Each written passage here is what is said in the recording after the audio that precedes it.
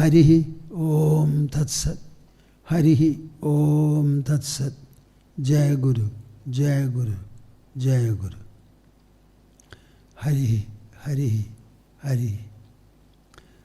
യം ശൈവാസമുപാസതേ ശിവ ഇതി ബ്രഹ്മേതി വേദാന്തിനോ ബൗദ്ധാ ബുദ്ധ ഇതി പ്രമാണപടവഃ കർത്തേതി നൈയായികാ.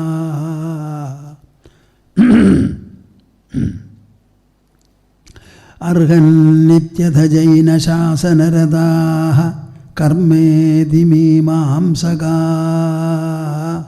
സോയം വോ വിദധാതു വാഞ്ചിതഫലം ത്രൈലോക്യനാഥോ ഹരിഃ.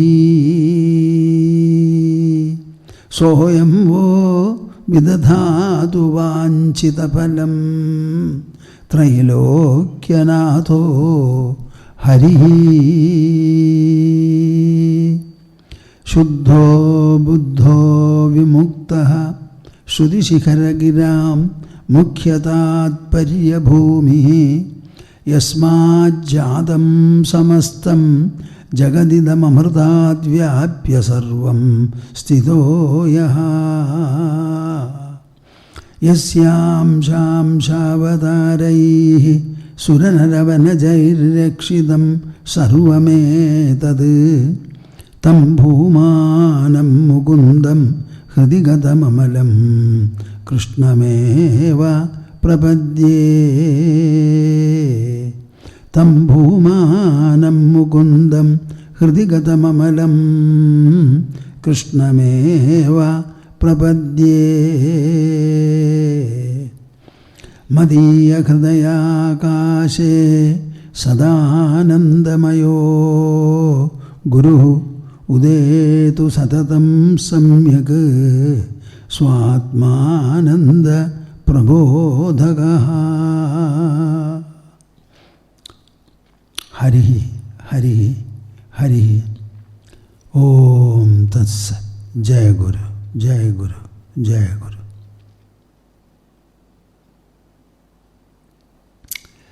അതുപോലെ നമുക്ക് ഒരു 3 തവണ ഓംകാരം ജപിക്കണം കൂട്ടായി. അത് ജപിക്കുന്ന സമയത്ത് ഈ കൂട്ടധ്വനി ഭൂതലം മുഴുവനും വ്യാപിച്ച് അതിൻ്റെ അനുഗ്രഹവർഷം ഇവിടെയുള്ള ജന്തുജീവജാലങ്ങളിലെല്ലാം വർഷിക്കണം എന്ന് പ്രത്യേകമായൊരു ഉദ്ദേശവും സങ്കല്പവും നിങ്ങൾക്ക് ഓരോരുത്തരും ഉണ്ടാകണം. അതുവഴി നിങ്ങൾക്കുണ്ടാകാൻ പോകുന്ന പവിത്രതയും മനസ്സിൻ്റെ വിശാലതയും എത്രയാണെന്ന് പറയാൻ പറ്റില്ല. അത്ര വിശേഷമാണ് ഇത്തരം ചിന്താഗതി. എല്ലാവരും കൈകോർത്ത് മടിയിൽ വയ്ക്കൂ. കഷ്ടപ്പെടാതെ നിവർന്നിരിക്കൂ. കണ്ണടയ്ക്കൂ. എന്നിട്ട് വായും മനസ്സും തുറന്ന് എൻ്റെ കൂടെ ജപിക്കൂ അസലായിട്ട്. എൻ്റെ തൊണ്ടയൊക്കെ പോവുകയാണല്ലോ, അതിന് പകരം നിങ്ങളെല്ലാവരും ആ വിടവ് നികത്തിക്കൊണ്ട് അസലായിട്ട് ജപിക്കൂ. നിങ്ങൾ ജപിക്കുന്നത് എനിക്ക് കേൾക്കാൻ പറ്റില്ല എന്നുണ്ടെങ്കിലും ഭാവന ചെയ്യാൻ പറ്റുമല്ലോ.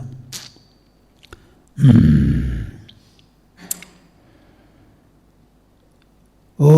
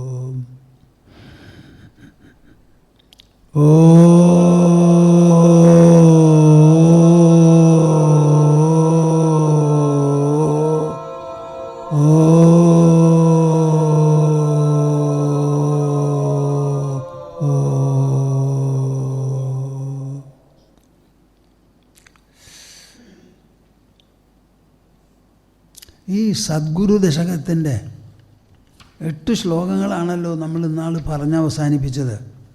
ബാക്കി 2 കൂടി അടുത്ത ബുധനാഴ്ച പറയാം എന്ന് ഞാൻ നിങ്ങളോട് പറയുണ്ടായി. ഇതിലെ ആദ്യത്തെ ശ്ലോകമാണ് കുറച്ച് കൊല്ലങ്ങൾ മുൻപ് എഴുതിയതാണത്. മനസ്സിൽ അപ്പോഴാണ് തോന്നിയത്. അതിൽ ഒരെണ്ണം പൂർണ്ണാശ്രമത്തെ പറ്റിയും ഒന്ന് നമ്മുടെ ഗുരുദേവനെ പറ്റിയിട്ടുമാണ്. ഗംഗാധരം പാരമഹംസ്യവേദ്യം ദയാസമുദ്രം പ്രണതോസ്മി നിത്യം സംഭ്രാന്തചിത്തം സമുപാശ്രിതം മാം സമാദിശദ്യഃ പരമാത്മതത്വം എന്നിങ്ങനെയാണല്ലോ ഇത് തുടങ്ങണത്. ബാക്കി 2 ശ്ലോകമാണുള്ളത്. അത് ഞാൻ ആദ്യമായിട്ട് പറയട്ടെ. എന്താ അവിടെ പറയുന്നത്? അതിനു മുമ്പ് പറഞ്ഞു വച്ചു, സ്വാത്മൈവ സർവത്ര സുസാധനീയ. വളരെ വിശേഷപ്പെട്ട ഒരു പ്രസ്താവനയാണ്.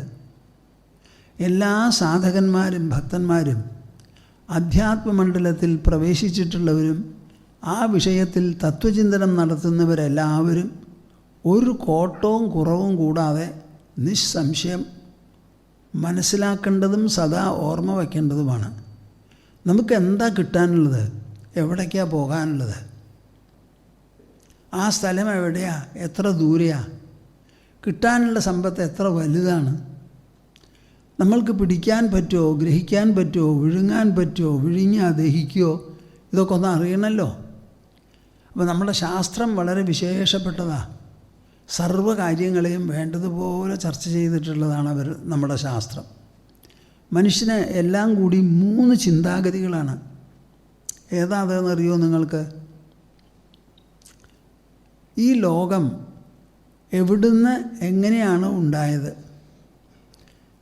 എങ്ങനെയാണ് അത് നിലനിൽക്കുന്നത്? ഇതിനെന്താണ് സംഭവിക്കുക? അപ്പോൾ ഈ ലോകത്തിനെക്കുറിച്ച്, കാണപ്പെടുന്നതിനെക്കുറിച്ചുള്ള ഒരു അന്വേഷണമാണോ ഒന്ന്. പിന്നെയോ ആരാണ് ഈ ഈശ്വരൻ? എല്ലാവരും പറയുന്നുണ്ടല്ലോ ഈശ്വരൻ ഈശ്വരൻ. ഈശ്വരവിശ്വാസമില്ലാത്തവരാരുമില്ല. ഈശ്വരവിശ്വാസമില്ല എന്ന് പറയുന്നവർ പോലും വിശ്വാസികളാണ്. എന്താ കാരണം അറിയാമോ നിങ്ങൾക്ക്? എല്ലാവരും ഞാൻ എന്ന് പറയുന്നുണ്ടല്ലോ. ഞാൻ എന്ന് പറയാത്ത ഒരൊറ്റ ആളെ എനിക്ക് കാണിച്ചു തരാമോ? ഞാൻ എന്ന് പറയുമ്പോൾ അവരാരെ അല്ലെങ്കിൽ എന്തിനെയാണ് ഉദ്ദേശിക്കുന്നത്? ഞാൻ എന്നുള്ള വാക്ക് സൂചിപ്പിക്കുന്നത് എന്തിനാ?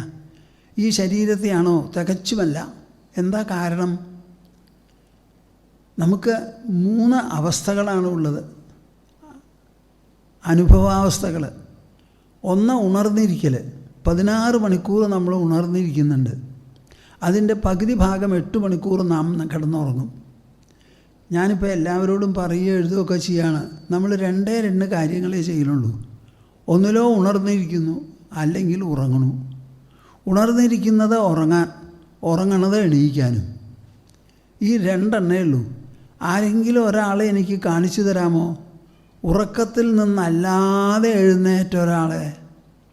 അതുമാതിരി ഉറങ്ങാനല്ലാതെ എണീറ്റിരിക്കുന്ന ഒരാളെങ്കിലും എനിക്ക് കാണിച്ചു തരാമോ? 2 നിങ്ങൾക്ക് സാധിക്കില്ല. അപ്പം നമ്മൾ ഉണർന്നിരിക്കുന്നത് അവസാനം ഉറങ്ങാനാണ്. ആ ഉണർന്ന സമയത്ത് 16 മണിക്കൂർ നിങ്ങൾ എന്തെങ്കിലുമൊക്കെ ചെയ്തോളൂ. എന്തെല്ലാം ചെയ്താലും അവസാനം ക്ഷീണമാണ്.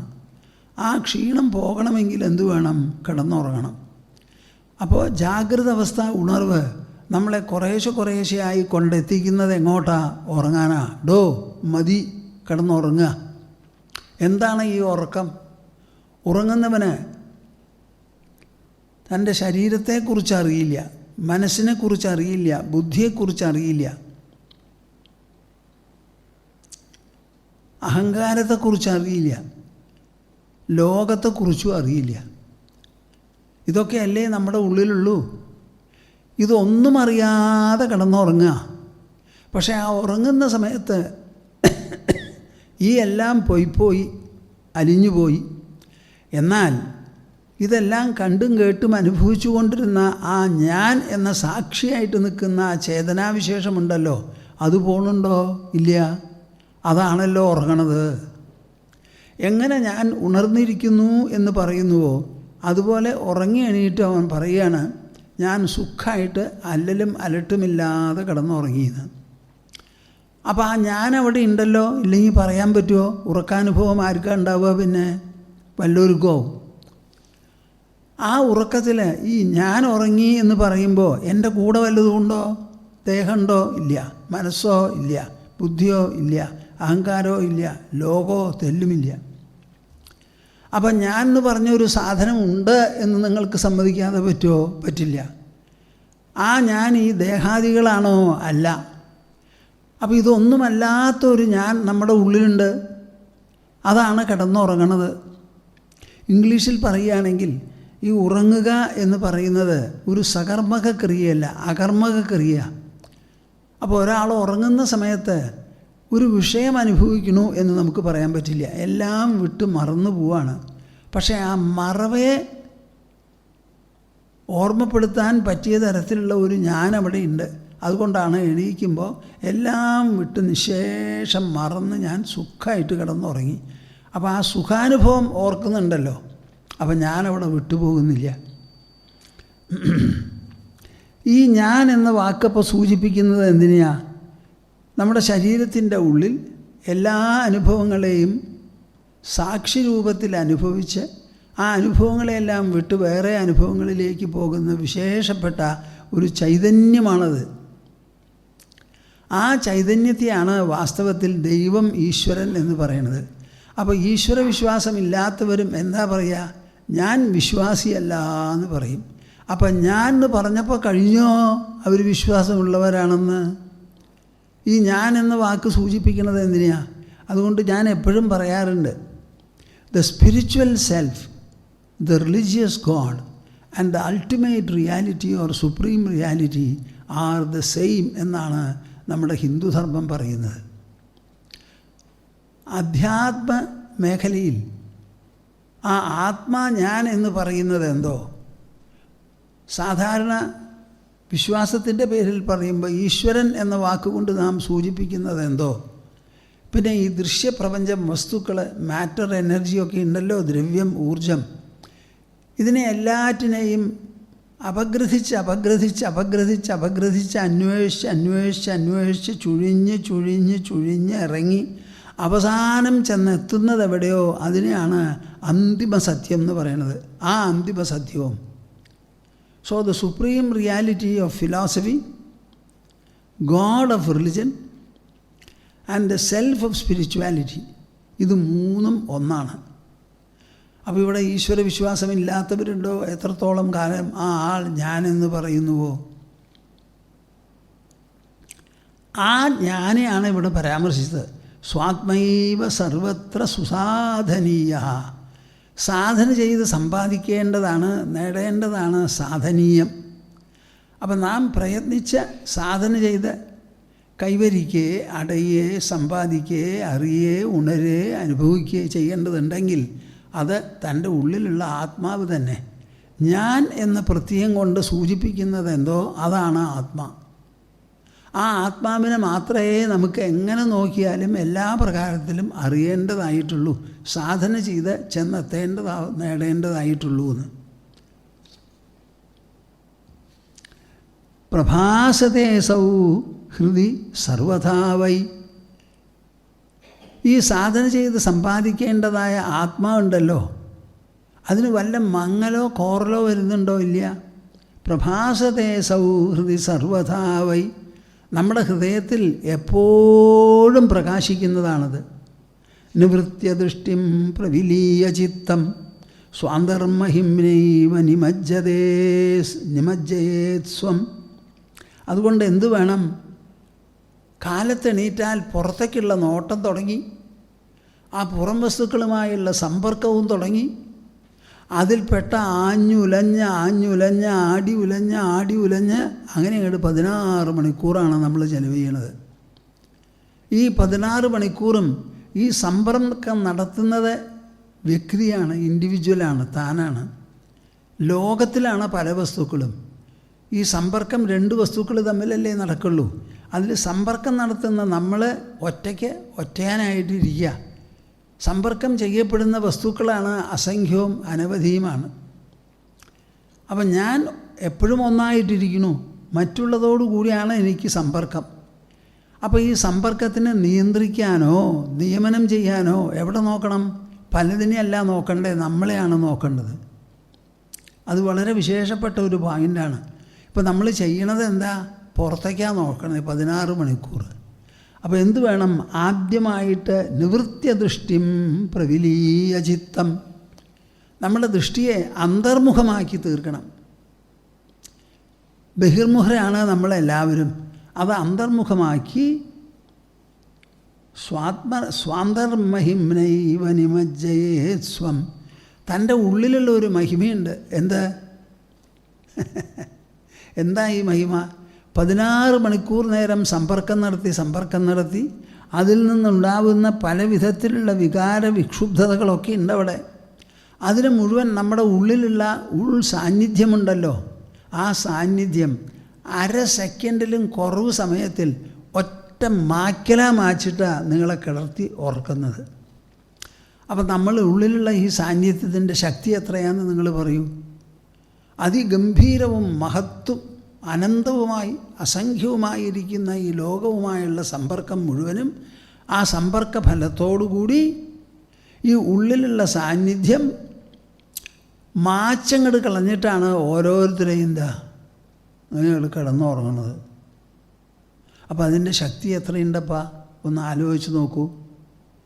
സ്വാന്തർമഹിംനൈവ നിമജ്ജയേ സ്വം, ഇങ്ങനെ എല്ലാറ്റിനെയും ഈ ലോകത്തിൻ്റെ ഇംപ്രഷൻസ് മുഴുവനും മാച്ചു കളയുന്ന, അത് ഒരു ദിവസമല്ല എല്ലാ ദിവസവും മാച്ചു കളയുന്ന ഈ വൈഭവമുണ്ടല്ലോ, അതിൽ നിങ്ങൾ മുങ്ങിപ്പൊങ്ങണം.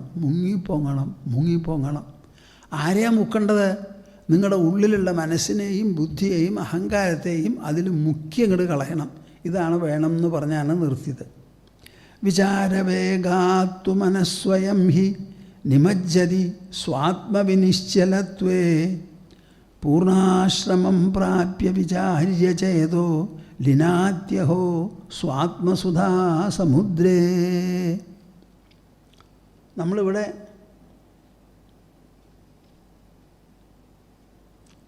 ഇത് 8ാമത്തെ ശ്ലോകമാണ്. ഇതും പറഞ്ഞു കഴിഞ്ഞു അല്ലേ?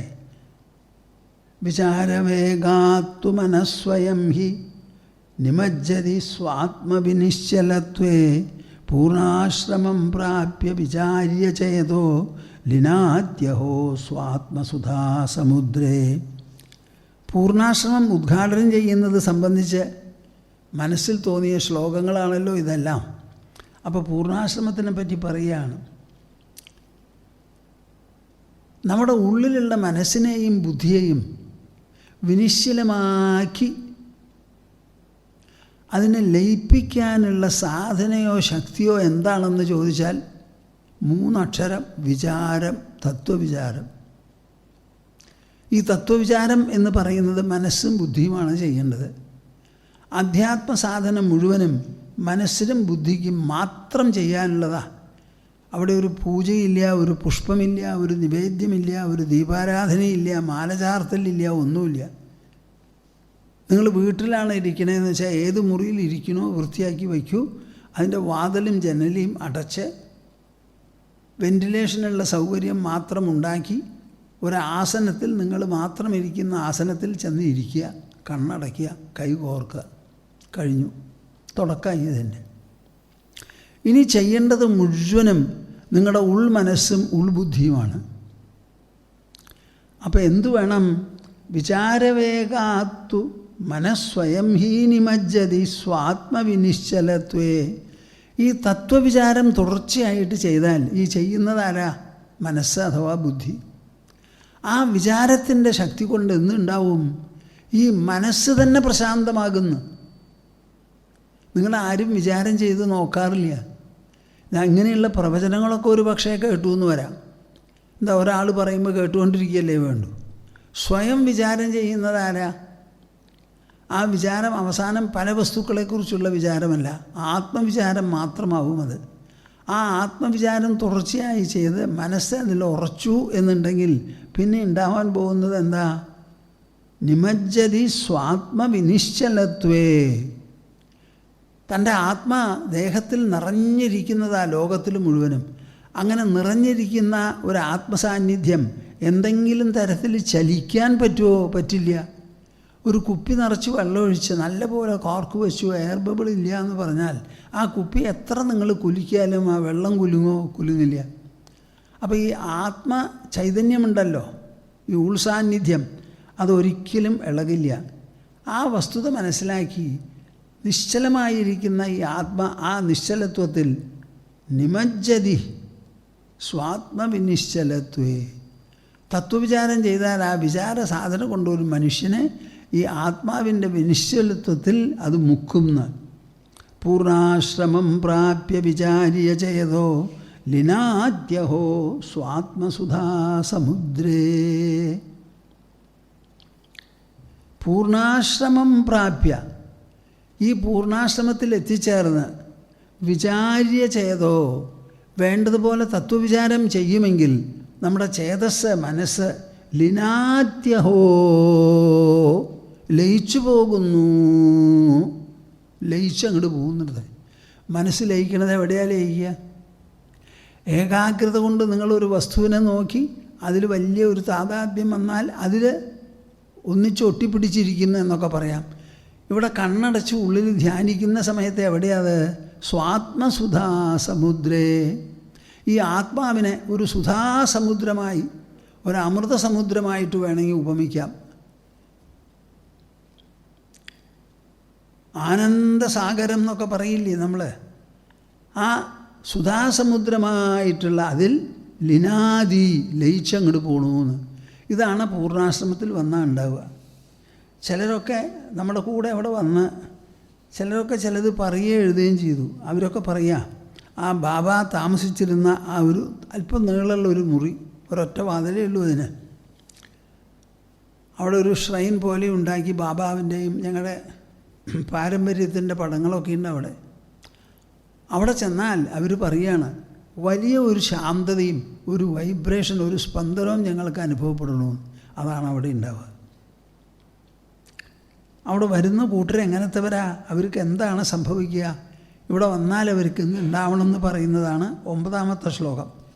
ഗതക്ലമാഹ ശാന്തവികൽപ്പചിത്താഹ നിസ്സംശയ നിശ്ചലബുദ്ധയശ്ച സ്വാത്മസ്ഥിതാ പൂർണ്ണവിബോധദീപ്ത്യാം പ്ലവന്തു മജ്ജന്തു മുഹുർവൈ. ഈ പൂർണ്ണാശ്രമത്തിൽ എത്തിച്ചേരുന്ന മനുഷ്യർ എങ്ങനത്തെവരാവും? ഒരു പക്ഷേ അവർ പല സ്ഥലത്തും പോയിട്ടുണ്ടാവും, ദൂരം സഞ്ചരിച്ച് കാണും. ചിലരെ മഹാത്മാക്കളായ ചിലരെയും ഒരു പക്ഷേ പോയി കണ്ടിട്ടുണ്ടാവും, പല ക്ഷേത്രങ്ങളും സന്ദർശിച്ചിട്ടുണ്ടാവും, പുണ്യസ്ഥലങ്ങളിൽ പോയിട്ടുണ്ടാവും, തീർത്ഥസ്നാനം നടത്തിയിട്ടുണ്ടാവും. അതൊക്കെ ഒരു അധ്വാനമുള്ള കാര്യമാണ്. അതൊക്കെ ചെയ്തിട്ടും അവർക്ക് തൃപ്തിയും സമാധാനവും ഒരു സാഫല്യവും തോന്നണില്ല. അങ്ങനത്തെവരാണല്ലോ ഇങ്ങനെയുള്ള സ്ഥലത്തിൽ വരിക, അല്ലെങ്കിൽ എളുപ്പം വരില്ല. അപ്പോൾ ഗതക്ലമാഹ ശാന്തവികൽപ്പചിത്താഹ, അവരുടെ അധ്വാനവും എഫർട്ടും ഒക്കെ അവസാനിച്ചു. അപ്പോഴാണ് ഈ പൂർണ്ണാശ്രമത്തിലേക്ക് വരണം എന്ന് തോന്നുക.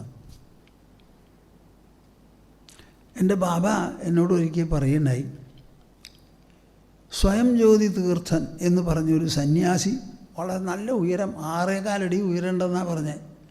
അദ്ദേഹം വന്നു അത്രേ, ഗുജറാത്തിൽ നിന്നാണ് വന്നത്. വന്ന ഉടനെ നീണ്ടൊരു നമസ്കാരം നടത്തി, ഒരു സന്യാസി വര്യനാ. എന്നിട്ട് പറഞ്ഞു, എനിക്ക് അങ്ങയെപ്പറ്റി അറിയാം, ഞാനിവിടെ വന്നത് അങ്ങയുടെ അടുത്ത് നിന്ന് ദീക്ഷ മേടിക്കാനാണ്. എനിക്ക് ദീക്ഷ തരുമോ? തരുമെന്ന് പറഞ്ഞാൽ ഞാനിവിടെ താമസിക്കാം, ഇല്ലെങ്കിൽ താമസിക്കില്ല എന്ന്. ബാബാവ് പറഞ്ഞു അത്ര, ഇത്ര തിരക്ക് പിടിച്ചാൽ എങ്ങനെയാണ്? ആരുടെ അടുത്തു നിന്നാണ് ഈ ദീക്ഷ മേടിക്കണത്? ആർക്കാണ് ഈ ദീക്ഷ കൊടുക്കണത്? അവർ രണ്ടുപേരും തമ്മിൽ പരസ്പരം ഒന്ന് അടുത്ത് പരിചയപ്പെടുമെങ്കിലും വേണ്ടേ? അതുകൊണ്ട് ഇവിടെ ഇരിക്കൂ, 2-3 ദിവസം കഴിയട്ടെ. സമ്മതിക്കില്ല എന്ന്. എനിക്ക് അങ്ങയെപ്പറ്റി ഇനി കൂടുതൽ അറിയാനില്ല. ഇതുവരെ അറിഞ്ഞു, ഞാൻ ഇങ്ങോട്ട് വന്നു, ഇതാ കേട്ടിട്ടുണ്ടായിരുന്നു, ഇപ്പോൾ കണ്ടു, എൻ്റെ ആവശ്യം നടന്നു കഴിഞ്ഞു. ഇനി ആവശ്യം ദീക്ഷയാണ്. അതങ്ങ് തരുന്ന ഉറപ്പ് പറഞ്ഞാൽ മാത്രമേ ഞാൻ താമസിക്കുള്ളൂ എന്ന് പറഞ്ഞു അത്രേ. അവസാനം നമ്മുടെ ഗുരുദേവ് സമ്മതിച്ച് ശരി തരാം, ഇരിക്കുമെന്ന് പറഞ്ഞു. എന്ന് ദീക്ഷ കൊടുത്തു. ദീക്ഷ അങ്ങോട്ട് കൊടുത്തപ്പോൾ ആ സന്യാസി കണ്ണടച്ച് കണ്ണു തുറക്കില്ല, ഇരിപ്പായി. കുറച്ച് ദിവസം താമസിക്കുകയും ചെയ്തു. അപ്പോൾ ബാബാവിൻ്റെ കൂടെയുള്ള ചില കൂട്ടരൊക്കെ ഉണ്ടല്ലോ, ശിഷ്യന്മാരൊക്കെ. അദ്ദേഹം ഒരു ദിവസം ഇദ്ദേഹത്തിൻ്റെ ഇരിപ്പ് പരിശോധിക്കാൻ വേണ്ടി ദേഹത്തിൽ കൈ മടക്കി കുത്തി തുടങ്ങിയത്രേ. ആളൊരു നല്ല ആചാരബാഹുവാണ്. അപ്പോൾ അദ്ദേഹം കുറച്ച് നേരം മിണ്ടാണ്ടിരുന്നു. നിങ്ങൾ എൻ്റെ ശരീരത്തിനെയാണ് ഇടിക്കണേ കേട്ടോ, എൻ്റെ ആത്മാവിനെയല്ല. എൻ്റെ ശരീരം പ്രതികരിച്ചു എന്ന് വരാം, അതിന് തയ്യാറായിക്കൊള്ളൂ എന്ന് പറഞ്ഞു അത്രേ. എല്ലാവരും പേടിച്ച് മിണ്ടാണ്ടിരുന്നു. എന്തിനാണ് ഞാനിത് പറഞ്ഞത്? അദ്ദേഹം നിശ്ചയമായും ഒരു സന്യാസിയായിരുന്നല്ലോ. അദ്ദേഹത്തിന് ഒരു ഗുരുവും ഉണ്ടായി കാണും. അപ്പോൾ പല സ്ഥലത്തും പോയി സാധന ചെയ്ത് പല വിധത്തിലുള്ള ക്ലേശങ്ങളുമൊക്കെ അനുഭവിച്ച് കാണും. അതൊക്കെ വിട്ട് ഇങ്ങനെ ഒരു മഹാത്മാവുണ്ട്, ഒരു സദ്ഗുരുവുണ്ട്, അദ്ദേഹത്തിൻ്റെ അടുത്ത് പോയി എനിക്ക് ദീക്ഷ വേണമെന്ന് തോന്നിയപ്പോൾ എന്താണ് അതിൻ്റെ ഉദ്ദേശം? അത് ജീവിതത്തിലുള്ള പരമപദമാണ്, അവസാനത്തെ കാൽവെപ്പ. അപ്പോൾ ഗതക്ലമാഹ, കഷ്ടങ്ങളൊക്കെ തീർന്നു, അധ്വാനങ്ങളൊക്കെ തീർന്നു. ശാന്തവികൽപ്പചിത്താഹ, മനസ്സിലുള്ള സംശയങ്ങളൊക്കെ തീർന്ന് ശാന്തമായി മനസ്സ്. ശാന്തവികൽപ്പചിത്താഹ നിസ്സംശയ നിശ്ചലബുദ്ധയശ്ച, സംശയമില്ല. നിശ്ചലബുദ്ധയശ്ച, അവരുടെ ബുദ്ധിക്ക് ഏകാഗ്രത വന്നു കഴിഞ്ഞു. എൻ്റെ ലക്ഷ്യം പുറത്തല്ല, അകത്താണ്. എൻ്റെ ലക്ഷ്യം ഞാൻ തന്നെയാണ്. ഞാൻ എന്ന വാക്കുകൊണ്ട് സൂചിപ്പിക്കുന്ന ആ ഉൾ സാന്നിധ്യം എന്തോ അതിനെ സാക്ഷാത്കരിക്കുക, അനുഭവിക്കുക, ആ അനുഭവത്തിൽ സാഫല്യസിദ്ധി നേടുക, ഇതാണ് എൻ്റെ ഉദ്ദേശം എന്നൊരു ഉറപ്പ് അവർക്ക് വന്നു കഴിഞ്ഞു. നിസ്സംശയ നിശ്ചലബുദ്ധയശ്ച സ്വാത്മസ്ഥിതാപൂർണ്ണ വിബോധദീപ്ത്യാം പ്ലവന്തു മജ്ജന്തു മുഹുർമുഹുർവൈ. അവരിവിടെ വന്നാൽ എന്തു വേണം? ഒന്നും ചെയ്യണ്ട. ഇവിടെ ഒരു വിളക്ക് കൊളുത്തണ്ട, ഒരു പുഷ്പമർപ്പിക്കണ്ട, ഒരു ദീപാരാധന കാണിക്കണ്ട, ഒരു നിവേദ്യം നടത്തണ്ട, ഒരു തരത്തിലുള്ള പൂജയോ ആരാധനയോ ഒന്നും ഇവിടെ വേണ്ട. ഇവിടെ എന്തു വേണം? സ്വാത്മസ്ഥിതാപൂർണ്ണ വിബോധദീപ്ത്യാം. സൂര്യനെ കാണുന്നത് നമ്മുടെ കണ്ണാണ്. സൂര്യൻ പ്രകാശരൂപിയാണ്. ആ സൂര്യപ്രകാശത്തിലാണ് ഭൂതലത്തിലുള്ള വസ്തുജാലങ്ങൾ മുഴുവനും തനതായി നമ്മുടെ മുൻപിൽ പ്രകാശിച്ച് നമ്മൾ കാണുന്നത്. പക്ഷേ ഈ സൂര്യപ്രകാശത്തിനെ നോക്കി കാണുന്നത് ആരാ? നമ്മുടെ ശരീരത്തിലുള്ള കണ്ണാണ്. അപ്പോൾ നിങ്ങൾ പറയൂ, എല്ലാറ്റിനെയും വെളിപ്പെടുത്തുന്ന സൂര്യപ്രകാശമാണോ മേലെ? ആ സൂര്യപ്രകാശത്തെ വെളിപ്പെടുത്തി തരുന്ന കണ്ണോ മേലെ എന്ന് മറുപടി പറയണം. ഇപ്പം പറയണം എന്നോട്. ബുദ്ധിയുണ്ടോ നിങ്ങൾക്ക്? പണയം വയ്ക്കാതെ ആലോചിക്കാൻ തയ്യാറുണ്ടോ? എന്നാൽ മറുപടി പറയും.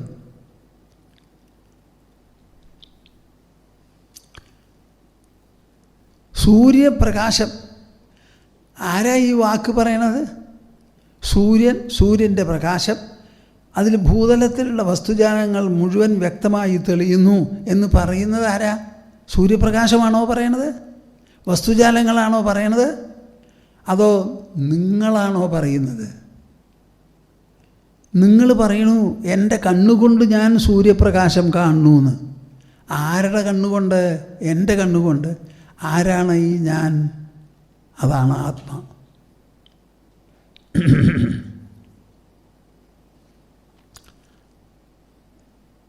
പകല് മുഴുവനും പുറത്തേക്ക് നോക്കി, ഇന്ദ്രിയ വസ്തുക്കളെ നോക്കി, ഒരു വിശ്രമവും വിശ്രാന്തിയുമില്ലാതെ ക്ഷീണിച്ച് അവസാനം എല്ലാം വിട്ട് ഉറങ്ങണം എന്ന് തോന്നി. ആ ഉറക്കത്തിൽ വേണം അടുത്ത് ഉണർന്നിരിക്കാനുള്ള ശക്തി മുഴുവനും ഊർജം മുഴുവനും ഉണ്ടാക്കി തീർക്കാൻ. മെഡിക്കൽ കണക്ക് പറയണത് എന്താണെന്ന് വെച്ചാൽ 200 ബില്യൺ സെൽസ് ഉണ്ടാവണമെന്നാണ് പറയണ ഉറക്കത്തിൽ. അത് മുഴുവൻ ഊർജമാണ്. ആ ഊർജം കൊണ്ട് വേണം ഇനി 16 മണിക്കൂർ ഉണർന്നിരുന്ന് പ്രവർത്തിക്കാൻ. അപ്പോൾ ഈ ഉറക്കമാണോ എല്ലാറ്റിനും മൂലം, അതോ ഈ ഉണർന്നിരിക്കലോ? നിങ്ങൾ തന്നെ പറയൂ. മൂലം എവിടെയാണ് കിടക്കണേ? വേറെ മരത്തിൻ്റെ. സ്വാത്മസ്ഥിതാപൂർണ വിബോധദീപ്ത്യാം. സ്വാത്മസ്ഥിതി എന്ന് പറഞ്ഞാൽ എന്താ? ഇങ്ങനെ എല്ലാറ്റിനെയും വിട്ട് കണ്ണടച്ച് കൈകോർത്ത് മടിയിൽ വെച്ച് ശാന്തമായിട്ടിരിക്കുക.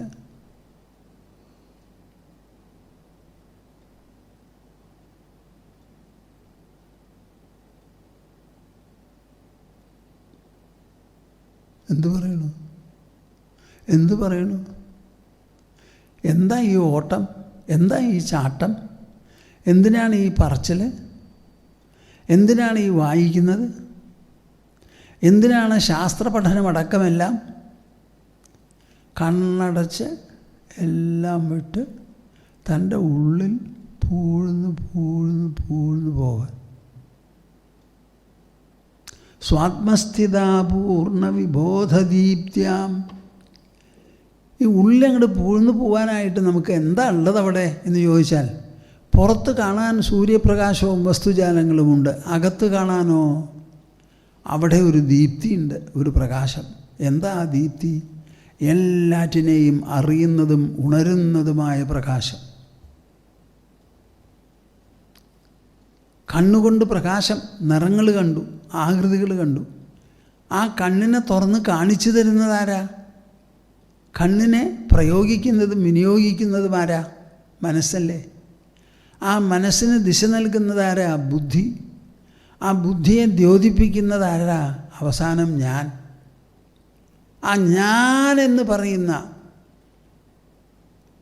ആന്തരമായിരിക്കുന്ന മൂലപ്പൊരുളാണ് എല്ലാറ്റിനേക്കാളും വലിയ പ്രകാശം. അന്ധകാരത്തെയും പ്രകാശത്തെയും ഒരുപോലെ വെളിപ്പെടുത്തുന്നതാണ് ആ ആന്തരപ്രകാശം, ആന്തരപ്രഭാവം. ആ സ്വാത്മസ്ഥിതാപൂർണ വിബോധദീപ്ത്യാം. അതൊരു ഉണർവാണ്.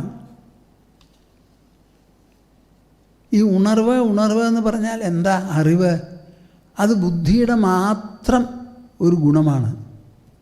അറിവ് എന്ന് പറയുന്നത് നമ്മുടെ വിരൽത്തുമ്പിലില്ല, കണ്ണിനില്ല, മൂക്കിനില്ല, ചെവിക്കില്ല, മനസ്സിനുമില്ല. അറിവ് എന്ന് പറഞ്ഞാൽ അത് ബുദ്ധിയുടെ കുത്തകയാണ്. ആ ബുദ്ധി കൊണ്ട് വേണം അത് ഉണരാൻ. ബുദ്ധി കൊണ്ട് ഉണരുന്നതാണ് പ്രകാശം, ദീപ്തി എന്ന് പറയുന്നത്. അപ്പോൾ സ്വാത്മസ്ഥിതിയാൽ പൂർണ്ണമായിരിക്കുന്ന വിബോധദീപ്തിയിൽ പ്ലവന്തു മജ്ജന്തു മുഹുർമുഹുർവൈ. ഈ പൂർണ്ണാശ്രമത്തിലേക്ക് വരുന്ന തത്വജിജ്ഞാസുക്കളെല്ലാവരും എന്തു വേണം? ആ ബാബാവിൻ്റെ ആസ്ഥാനം, അവിടെ വച്ചിരിക്കുന്ന പടങ്ങളും ഷ്രൈനുമൊക്കെ ഉണ്ടല്ലോ. അവിടെ നാളെ വിളക്ക് കൊളുത്തി വെച്ചിട്ട് എന്തുണ്ടായി? ഓറഞ്ച് കർട്ടൻ ജനലിൽ തൂക്കിയിട്ടിരിക്കണു. അതിൽ 3 കരിഞ്ഞിരിക്കണു. അത് ഈ സമയത്തിനുള്ളിൽ 26-ാം തീയതി. അപ്പോൾ ഞാൻ പറഞ്ഞു, നമുക്കിവിടെ വിളക്ക് കൊളുത്തി വയ്ക്കണ്ട, ഒരു ഇലക്ട്രിക്കൽ ബൾബ് സുരക്ഷിതമായി നല്ലപോലെ ഒരെണ്ണം വേണ്ടതുപോലെ ഉണ്ടാക്കണമെങ്കിൽ ഉണ്ടാക്കിയിട്ട് വെച്ചാൽ മതി. അപ്പോൾ അവിടെ എന്താ വേണ്ടേ? പ്ലവന്തു മജ്ജന്തു മുഹുർമുഹുർവൈ. സ്വാത്മസ്ഥിതിയാൽ പൂർണ്ണമായിരിക്കുന്ന വിബോധദീപ്തിയിൽ, പ്രകാശത്തിൽ എല്ലാവരും നീന്തി കളിച്ചാറാടട്ടെ, അതിൽ മുങ്ങി വിഹരിക്കട്ടെ. മുഹുർമുഹുർവൈ. വീണ്ടും വീണ്ടും അഹോ. ഇതാണ് അവിടെ ചെയ്യേണ്ടത്. അവിടെ പോണത് വേറെ ഒന്നിനും വേണ്ടിയിട്ടില്ല. ദശാബ്ദങ്ങളോളം ഒരു പ്രവൃത്തിയും ചെയ്യാതെ, ഒരാളോടും സംസാരിക്കാതെ എന്ന് തന്നെ പറയണം, ശീർഷാസനത്തിൽ അല്ലെങ്കിൽ ഹാർമോണിയം എടുത്ത് വായിച്ചുകൊണ്ട്, സിത്താർ വായിച്ചുകൊണ്ട് 24 മണിക്കൂറും ആ മുറിയിൽ നിന്ന് കുളിക്കാനും ഭക്ഷണം കഴിക്കാനും മാത്രമേ ഇറങ്ങി പോവുള്ളൂ. അങ്ങനെ ഇരിക്കുന്ന ഒരു മഹാത്മാവിനെ നിങ്ങൾക്ക് എവിടെ കാണാൻ കഴിയും? ഞാൻ ആലോചിച്ച് നോക്കുക. ശീർഷാസനം എന്ന് പറഞ്ഞാൽ എന്താ? ഈ ശീർഷാസനം, നമ്മുടെ ശരീരം വാസ്തവത്തിൽ 2 കാലടിയുടെ മുകളിലാണ് നിൽക്കുന്നത്. ഓരോ കാലടിക്കും ഉള്ള നീളം വിസ്താരം ആലോചിച്ച് നോക്കൂ. നല്ലപോലെ കൈപ്പടം പോലെയല്ല നമ്മുടെ കാല്. ആ 2 കാലടിയും നിലത്ത് വെച്ചുകൊണ്ട് നമുക്ക് നിൽക്കാനേ പറ്റുള്ളൂ. ഒരു കാലിലൊക്കെ നിൽക്കാൻ വലിയ വിഷമമാണ്. അങ്ങനെ 2 പോയിൻ്റ്, അതിലാണ് നമ്മുടെ ബാലൻസ് മുഴുവനും. അങ്ങനെയുള്ള ഒരു ശരീരത്തെ തലകീഴാക്കി ഈ തലയുടെ നടുഭാഗത്ത് മാത്രമായിട്ട് ബാലൻസ് ചെയ്ത് നിൽക്കുക എന്ന് പറഞ്ഞാൽ അതിന് എന്തുമാത്രം സൂക്ഷ്മത വേണം, ഏകാഗ്രത വേണം, തന്മയത്വം വേണം. അതിന് നമ്മളെ സപ്പോർട്ട് ചെയ്യാനായിട്ട് ഈ 2 കൈത്തണ്ടകൾ മാത്രമേ ഉള്ളൂ. അതിൽ വലിയ ബലമൊന്നും കൊടുക്കാൻ പറ്റില്ല. കാലിൻ്റെ ശക്തി അതിനുണ്ടോ? ആ ഒരു പോയിന്റിൽ നല്ലപോലെ ഉറച്ചു നിൽക്കാൻ സാധിച്ചാൽ ഗ്രാവിറ്റിയെ അതിക്രമിക്കാൻ പറ്റുന്ന പറയണേ. ഇത് 5-10 മിനിറ്റല്ല, മണിക്കൂറുകളോളം.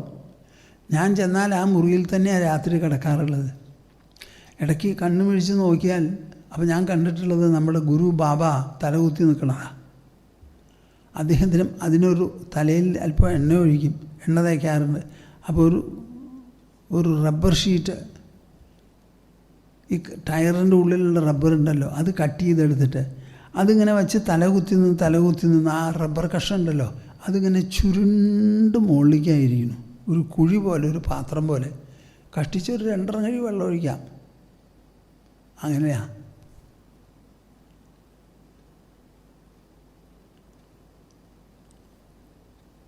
ഒരു നൈഷ്കർമ്മ്യ നൈശല്യ സിദ്ധി എന്ന് പറഞ്ഞാൽ അതാണ്. ഒരു തരത്തിലുള്ള കർമ്മം ചെയ്യണം എന്നുള്ള പ്രേരണയേ ഇല്ല.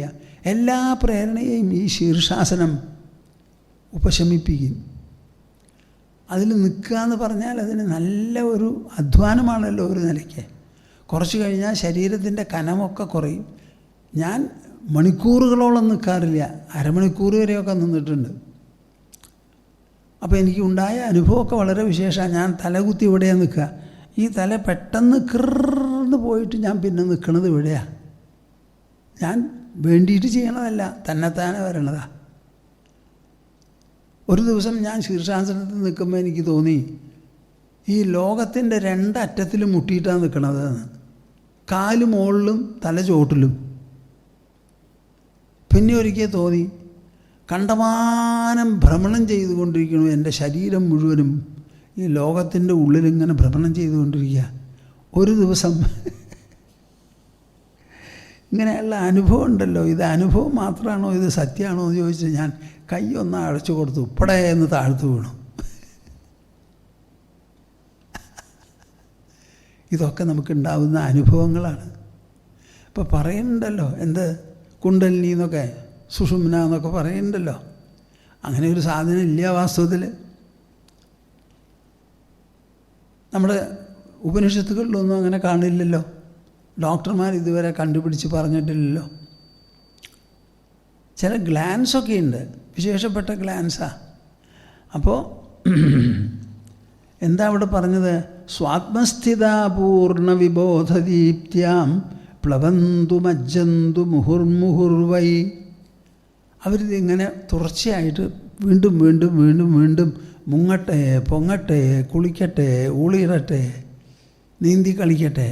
എവിടെ? ഒക്കെ ഉള്ളിൽ ഉള്ളിൽ ഉള്ളിൽ ഉള്ളിൽ, പുറത്തല്ല പുറത്തല്ല. കണ്ണടയ്ക്കുക, ഉള്ളിൽ മുങ്ങ. കണ്ണടയ്ക്കുക, ഉള്ളിൽ മുങ്ങ.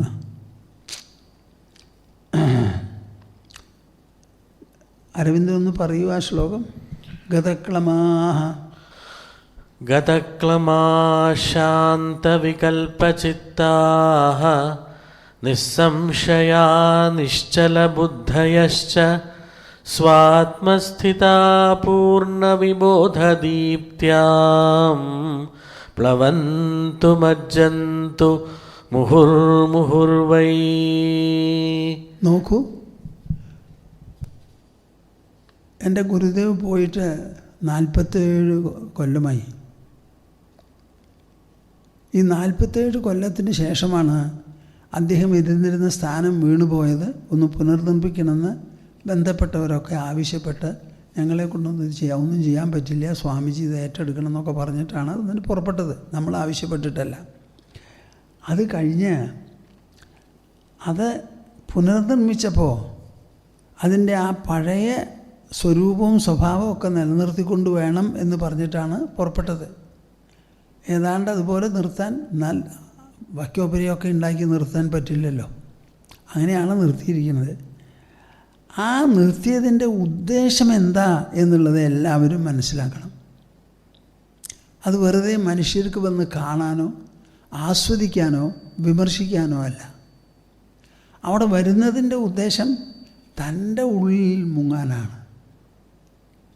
തൻ്റെ ഉള്ളിൽ മുങ്ങിപ്പൊങ്ങി ഊളയിട്ട് നീന്തി കളിച്ച് വിഹരിക്കാൻ വേണ്ടിയിട്ടാണ്. അത് സാധാരണ വീട്ടിലിരുന്ന് ആരും ചെയ്യാറില്ല, ചെയ്യാൻ സാധിക്കില്ല. എങ്ങാനും വല്ലവരും ചെയ്യാൻ പുറപ്പെട്ട കുടുംബക്കാരൊക്കെ പേടിക്കും, ഭയപ്പെടും, തടസ്സപ്പെടുത്തും. ആ പൂർണ്ണാശ്രമത്തിൻ്റെ പുനർനിർമ്മാണവും അതിൻ്റെ ഉദ്ഘാടനത്തിൻ്റെ ഉദ്ദേശമാണല്ലോ നമ്മളിവിടെ പറയുന്നത്. ജിജ്ഞാസവസന്തതമന്തരേവ മനസ്സമാധാതുമനന്യഭാവാത് പുനഃപുനർ മജ്ജന തീവ്രചിത്താ ഭവന്തു സന്തു സ്ഥിരബുദ്ധയോസ്മിൻ. ഇതാണ് അവസാനത്തെ ശ്ലോകം. ജിജ്ഞാസവ സന്തതമന്തരേവ മനസ്സമാധാതുമനന്യഭാവാത് പുനഃപുനർ മജ്ജന തീവ്രചിത്താ ഭവന്തു സന്തു സ്ഥിരബുദ്ധയോസ്മിൻ. ഇവിടെ വരുന്നവർക്ക് എന്താ ഒരു ഗുണമുണ്ടാവേണ്ടത്? അവരെന്താ ചെയ്യാൻ പോണത്? എന്താണ് അവർക്ക് ആവശ്യം എന്നുള്ളത് വേണ്ടതുപോലെ മനസ്സിലാക്കണം. നമ്മളിവിടെ വളരെ ദൂരെ നിന്നും അല്ലാതെയുമൊക്കെ വന്ന് എത്തുന്നത് എന്തിനു വേണ്ടിയിട്ടാണ്? നമ്മുടെ ഉള്ളു കണ്ടുപിടിക്കാനാണ്. അനന്തമായ ഈ ബ്രഹ്മാണ്ടത്തിൻ്റെ മുഴുവൻ ഉറവിടം, സ്രോതസ് എന്തോ, ആ സ്രോതസ്സിനെ നേരിട്ട് കണ്ട് അനുഭവിച്ച് അതിൽ വിഹരിക്കാനാണ് വന്നിരിക്കുന്നത്. അപ്പം നോട്ടം മുഴുവനും ഉള്ളിലാവണം. ലക്ഷ്യം മുഴുവനും അവനവൻ്റെ ആത്മാവാവണം. ഞാൻ എന്ന വാക്കുകൊണ്ട് സൂചിപ്പിക്കുന്ന ആ അന്തർസാന്നിധ്യം എന്തുണ്ടോ അതാകണം. ജിജ്ഞാസവഃ ജ്ഞാതും ഇച്ഛാ ജിജ്ഞാസ. തത്വജ്ഞാനം, തത്വം അറിയണം എന്ന് താല്പര്യമുള്ള സന്തതമന്തരേവ. എപ്പോഴും അവർ ചെയ്യേണ്ടത് എന്താ? അന്തഃ ഏവ, അവനവൻ്റെ ഉള്ളിൽ തന്നെ. മനസ്സമാധാതും അനന്യഭാവാത്. നമ്മുടെ മനസ്സിനെ നമ്മുടെ ഉള്ളിൽ തന്നെ നിർത്താൻ പറ്റണം. മനസ്സുകൊണ്ട് ബാഹ്യവസ്തുക്കളെക്കുറിച്ച് ആലോചിക്കാം, അതേപോലെ മനസ്സുകൊണ്ട് നമ്മുടെ ആത്മാവിനെക്കുറിച്ചും ആലോചിക്കാം. അപ്പോൾ ആത്മമനനം ചെയ്യുക, അതാണ് നമുക്ക് ആവശ്യം. അങ്ങനെ കുറേ മനനം ചെയ്താൽ ഈ മനസ്സ് ആത്മാവായി തീരും. യാ മതിഹി സാ ഗതിർഭവേത്. മനസ്സിൽ എന്ത് മനനം ചെയ്യുന്നുവോ മനസ്സതായിത്തീരും. ഇതൊരു വ്യവസ്ഥയാണ്, ഒരു മനോനിയമമാണിത്, അന്തർനിയമമാണ്. അപ്പോൾ മനസ്സമാധാതും അനന്യഭാവാത്. ഈ മനസ്സിനെ സമാധാനം ചെയ്യണം എന്നുള്ളൊരു വിചാരവും അതിനുള്ള പ്രയത്നവും ഉണ്ടല്ലോ, അതിൽ അനന്യമായിരിക്കണം നമ്മുടെ ഭാവം. അതിൽ വ്യതിചലനം വരരുത്, അതിൽ നിന്ന് വഴുതിപ്പോകരുത്. ഏകാഗ്രമായ ഒരു മനസ്ഥിതി വേണം. പുനഃപുനർ മജ്ജന തീവ്രചിത്താഹ. പുനഃപുനഃ, വീണ്ടും വീണ്ടും. മജ്ജന തീവ്രചിത്താഹ. ഈ ഉള്ളിൽ മുങ്ങണം എന്നുള്ള കാര്യത്തിൽ അവരുടെ മനസ്സ് തീവ്രമാവണം. ആ തീവ്രതയാണ് ഇവിടെ പ്രധാനം. വസിഷ്ഠൻ ശ്രീരാമനോട് പറയുക, വിചാരാതീക്ഷ്ണതാമേത്യ ധീഃ പശ്യതി പരം പദം. വിചാരാതീക്ഷ്ണതാമേത്യ ധീഃ പശ്യതി പരം പദം. ദീർഘസംസാരരോഗസ്യ വിചാരോ ഹി മഹൗഷധം. വിചാരാത് തീക്ഷ്ണതാമേത്യ. ഈ തത്വവിചാരം ചെയ്ത് അതിൽ തീക്ഷ്ണത, അതിലൊരു മുറുക്കം, ഒരുറപ്പ് ഒരു തീവ്രത, ഒരു വ്യഗ്രത നല്ല പോലെ വന്നു എന്നുണ്ടെങ്കിൽ ധീഃ പശ്യതി പരംപദം, നമ്മുടെ ബുദ്ധിയുണ്ടല്ലോ അത് പരമപദത്തെ സ്വയം കണ്ടെത്തുന്നു. അപ്പം ബുദ്ധിയെ സൂക്ഷ്മമാക്കുന്നതാണ്, സംവേദനക്ഷമത കൂട്ടുന്നതാണ് തത്വവിചാരം. ബുദ്ധിയെ ഷാർപ്പൻ ചെയ്യാൻ, മൂർച്ച കൂട്ടാൻ നിങ്ങൾ എന്തു ചെയ്യും? വല്ല അരവും കൊണ്ടുപോകാൻ പറ്റുമോ? ബുദ്ധി ഉള്ളിലാണ്. അതാണ് ബാക്കി എല്ലാറ്റിനെയും കൊണ്ട് പ്രവർത്തിപ്പിക്കുന്നത്. ആ ബുദ്ധിയെ പ്രവർത്തിപ്പിക്കാൻ എന്ത് വേണം? ഈ തത്വവിചാരം മാത്രമേ പറ്റുള്ളൂ. ആ ബുദ്ധിയെ ഉപയോഗിച്ച് വിചാരം ചെയ്യിപ്പിക്കുക. അപ്പം അങ്ങനെ വിചാരം ചെയ്യിപ്പിക്കുമ്പോൾ മനസ്സമാധാതുമനന്യഭാവാത് പുനഃപുനർമജ്ജന തീവ്രചിത്താഹ, വീണ്ടും വീണ്ടും മജ്ജനം ചെയ്യണം എന്നുള്ള കാര്യത്തിൽ തീവ്രചിത്തന്മാരായി ഭവന്തു സന്തു സ്ഥിരബുദ്ധയോസ്മിൻ, ഈ കാര്യത്തിൽ അവർക്ക് സ്ഥിരബുദ്ധി ഉണ്ടാവണം. 1-2 ദിവസം, അല്ല 1-2 മാസം, അല്ല 1-2 വർഷം, അങ്ങനെ ഇങ്ങോട്ട് ചെയ്ത് അവസാനിപ്പിക്കണം എന്ന് വിചാരിക്കരുത്. നമ്മൾ എത്ര കാലം ജീവിച്ചോ അത്രയും കാലം വിചാരശീലം, വിചാരമഗ്നത, ആ പ്രഭാവത്തിനോടുള്ള പ്രതിബദ്ധത നമ്മൾക്കൊരിക്കലും നഷ്ടപ്പെട്ടു പോകരുത്, കുറയരുത് എന്ന്. ഇതിലവർ സ്ഥിരബുദ്ധിയുള്ളവരായിത്തീരട്ടെ എന്ന്. നമുക്ക് കിട്ടാനുള്ള സാധനം ഉള്ളിലാണ്. അത് നേടിയെടുക്കേണ്ടത് ആരാ എന്ന് പറഞ്ഞാൽ ബുദ്ധിയാണ്. ഇതെല്ലാറ്റിലും പറഞ്ഞിട്ടുണ്ട്. ഇവിടെ മാത്രമല്ല, യോഗവാസിഷ്ഠത്തിൽ മാത്രമല്ല.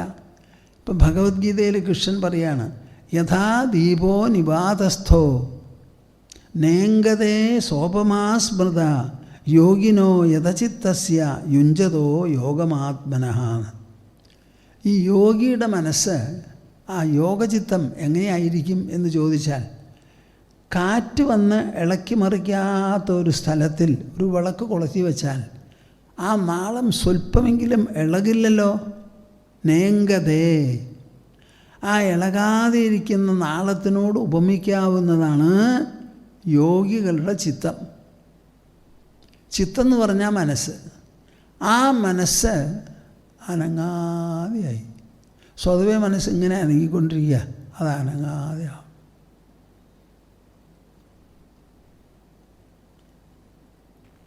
അങ്ങനെ അനങ്ങാത്ത ഒരു ദീപനാളമുണ്ടല്ലോ, അതിനോടാണ് അതിനെ ഉപമിക്കുന്നത്. പിന്നെ 2-ാം അധ്യായത്തിൽ പിന്നെ ഒരു സ്ഥലത്ത് സ്ഥിതപ്രജ്ഞനെ പറ്റി വിവരിക്കുമ്പോൾ പറയണതാണ്, ശ്രുതി വിപ്രതിപന്നാതേ യഥാ സ്ഥാസ്യതി നിശ്ചല സമാധാവചലാ ബുദ്ധി തഥാ യോഗമവാപ്സ്യസി. എന്താ ഇതിനർത്ഥം? സാധാരണ ഈ സാധകന്മാരുടെ മനസ്സ് നിശ്ചലമാവില്ല. എന്താ നിശ്ചലമാകാതിരിക്കാൻ കാരണം?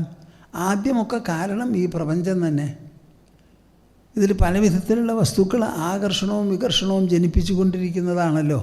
അപ്പോൾ അതിലിടപെട്ട് അതിലുള്ള ആശയും വാസനയും പോയില്ല എന്നുണ്ടെങ്കിൽ ഇളകി മറിഞ്ഞുകൊണ്ട് തന്നെ ഇരിക്കും. ഇനി അതൊക്കെ പോയി സാധന ചെയ്ത് അങ്ങനെ വരുമല്ലോ. വന്നു കഴിഞ്ഞാൽ പിന്നെ അവശേഷിക്കുന്നത് എന്താ? ശ്രുതി വിപ്രതിപന്നാതേ യഥാസ്ഥാസ്ഥിതി നിശ്ചല. നമ്മുടെ ശാസ്ത്രങ്ങളിൽ പലതും പറയുന്നുണ്ട്. പറയണതൊക്കെ ശരിയാണ് എന്ന് നിങ്ങൾ വിചാരിക്കരുത്. ശരിയല്ലാത്ത കാര്യങ്ങളും പറയുന്നുണ്ട്. ഒരു ഉദാഹരണം, മരിച്ചുപോയ സ്വർഗം നരകം എന്ന് പറയുന്നു. എവിടെയായി സ്വർഗം, എവിടെയായി നരകം? ആരെങ്കിലും അത് അനുഭവിച്ചിട്ടുണ്ടോ? അനുഭവിച്ചിട്ട് വന്ന് പറയുന്നുണ്ടോ? ഇത് എപ്പോഴാണ് കിട്ടുക? മരിച്ചു പോയതിന് ശേഷം. അപ്പോൾ സ്വർഗത്തിന് വേണ്ടിയിട്ടുള്ള കർമ്മം, യാഗം നമ്മളിപ്പോൾ നടത്തണു. കിട്ടാൻ പോണതെങ്കിലോ താൻ ആദ്യം മരിക്കടോ, മരിച്ചിട്ടാണ് സ്വർഗം കിട്ടുക. അപ്പോൾ പിന്നെ ശാസ്ത്രത്തിൽ കോട്ടലില്ലോ, മരിക്കണമല്ലോ. അപ്പോൾ അവർ ഈ പറയണത് മുഴുവൻ ജീവിച്ചിരിക്കുമ്പോഴല്ല, ദേഹപതനാനന്തര. അപ്പോൾ ആർക്കും അതിനെപ്പറ്റി ചോദ്യം ചെയ്യാനോ നിരാകരിക്കാനോ പറ്റില്ല. നല്ല സൂത്രക്കാരാണ്, നമ്മുടെ ജ്ഞാനികളാണല്ലോ ഇവരൊക്കെ. ഈ 14 ലോകങ്ങളുണ്ട്. 7 മുകളിൽ 7 ചോട്ടിലെന്നും പറയും. ഇത് കാണാനായിട്ട് ആരാ പോയിരിക്കണേ? നമുക്കെല്ലാം കൂടിയിട്ട് ഈ ഒരു ലോകം മാത്രമേ ഇപ്പോൾ ഉള്ളൂ. ശരീരം പോയി കഴിഞ്ഞാൽ ഇന്ദ്രിയങ്ങളൊക്കെ പോയി, മനസ്സും പോയി, എല്ലാം പോയി. പിന്നെ എന്താ അനുഭവിക്കാൻ അവശേഷിക്കുന്നത്? ഭോഗായതനം ഈ ശരീരമാണല്ലോ. അപ്പോൾ അവർ പറയുന്നത് വലിയ സാമർഥ്യത്തോടു കൂടിയിട്ടാണ്. എന്നാൽ ഇതിലൊക്കെ താല്പര്യമുള്ള ചില മനുഷ്യരുണ്ട്, അവരെ സ്വാധീനിച്ച് അവസാനം പ്രബോധം വരുത്താൻ വേണ്ടിയിട്ടാണിത് പറയണത് എന്നുള്ളത് ശരി.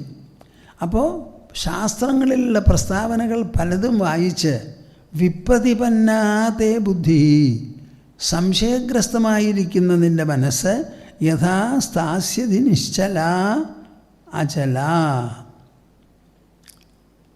ഒരു വിധത്തിലുള്ള നിശ്ചലതയും ലോകത്തിനെക്കുറിച്ചോ അല്ല അധ്യാത്മ വിഷയങ്ങളെയോ ശാസ്ത്രങ്ങളെയോ കുറിച്ചോ ഇല്ലാതെ തഥാ യോഗമവാപ്സ്യസി, നമ്മുടെ ഉള്ളിൽ തന്നെ നിശ്ചലമായിട്ട് നിൽക്കണം. ഞാൻ പലതും വായിച്ചു കേട്ടു, ശരിയാണ്, വായിച്ചതും ശരിയാ, കേട്ടതും ശരിയാ, ശാസ്ത്രങ്ങൾ പറഞ്ഞിട്ടുമുണ്ട്, അതുകൊണ്ട് ഇപ്പോൾ എനിക്കെന്ത് വേണം? ഞാൻ അങ്ങോട്ടൊന്നും പോകാൻ ഉദ്ദേശിക്കുന്നില്ല. എൻ്റെ ലക്ഷ്യം ഇവിടെയാണ്. ആ ലക്ഷ്യം എന്താ? എൻ്റെ മനസ്സിൽ ഒരു സംശയവും ഉണ്ടാവരുത്, ഒരു വിധത്തിലുള്ള ആഗ്രഹവും എന്നെ സ്പർശിക്കരുത്, എനിക്ക് സമാധാനവും സന്തോഷവും വേണം. അപ്പോൾ എൻ്റെ ശത്രു ഉണ്ടെങ്കിൽ തന്നെ എൻ്റെ മനസ്സും ബുദ്ധിയുമാണ്. ആ ബുദ്ധിയെ ഇളക്കി മറിക്കാൻ ഈ ലോകം എങ്ങനെ പരിശ്രമിക്കുന്നുവോ അതുപോലെ നമ്മുടെ ശാസ്ത്രവും പരിശ്രമിക്കുന്നുണ്ട്. അപ്പോൾ ഇത് രണ്ടിനോടും ഞാൻ വിട പറയുകയാണ്. എൻ്റെ ഉള്ളിലുള്ള ലക്ഷ്യം വളരെ വ്യക്തമാണ്. ഞാൻ തന്നെയാണ് എനിക്ക് പ്രാപ്യസ്ഥാനം. ആ ഞാൻ ലക്ഷ്യം നിറവേറണമെങ്കിലോ മനസ്സും ബുദ്ധിയും നിശ്ചലമാവണം. ആ ഒരു ഉറപ്പിൽ അങ്ങോട്ട് ഇരിക്കുക. എന്ത് വേണമെങ്കിൽ, ഏത് ശാസ്ത്രം എങ്ങനെ വേണമെങ്കിൽ പറഞ്ഞോട്ടെ.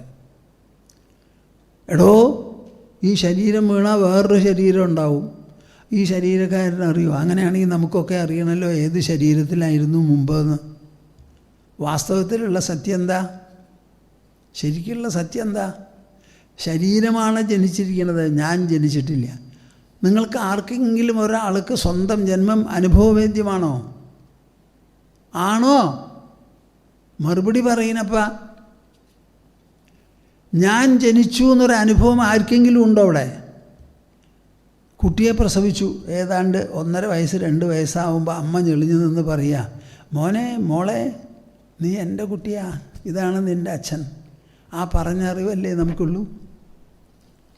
ഏതെങ്കിലും ഒരാൾ മരിച്ചിട്ട് ഞാൻ ഇന്നിടത്താണ് മരണശേഷം എന്ന് ഇതുവരെ പറഞ്ഞിട്ടുണ്ടോ? മരിച്ചു എന്ന് പോലും പറയണത് ആരാ? ബാക്കിയുള്ളവരാ. ആരെ നോക്കിയിട്ടാണ് പറയണേ? ശരീരത്തിൻ്റെ തൊട്ട് നോക്കിയിട്ടാണ് പറയണേ. മരിച്ചതാരാ? ശരീരമല്ലതാണ്. ശരീരം അവിടെ കിടക്കണു. അപ്പോൾ പിന്നെ മരിച്ചതാരാ? ഉള്ളിലുള്ള ആളാ. ആ ഉള്ളിലുള്ള ആളെ ദേഹം തൊട്ട് നോക്കിയിട്ട് പോയി എന്ന് പറയാൻ പറ്റുമോ? നിങ്ങളെന്താ മിണ്ടാണ്ടിരിക്കണേപ്പാ? ഒന്ന് ചിന്തിക്കപ്പാ. ന ജായതേ മ്രിയതേ വാ കഥാചിത്. ഇത് എത്ര തവണ സ്ഫുടമായിട്ട് പറഞ്ഞിരിക്കണു ഭഗവത്ഗീതയിൽ. ഞാൻ ഒരു കാലത്തും ജനിക്കുന്നില്ല, ഒരു കാലത്തും ഞാൻ ഇല്ലാതിരുന്നിട്ടില്ല, ഒരു കാലത്തും ഇല്ലാതെ ആവൂല. ഇത് ഞാൻ മാത്രമല്ല അർജുന, അർജുനനും ഭീഷ്മനും ദ്രോണനും എല്ലാവരും ഇതുപോലെ തന്നെയാണ്. നത്വേവാഹം ജാതുനാസം നത്വം നേമേ ജനാധിപാഹ നചൈവന ഭവിഷ്യാമഹ സർവേ വയമതഃ പരം എന്നല്ലേ പറഞ്ഞു തുടങ്ങിയത് തന്നെ ഭഗവത്ഗീതയിൽ.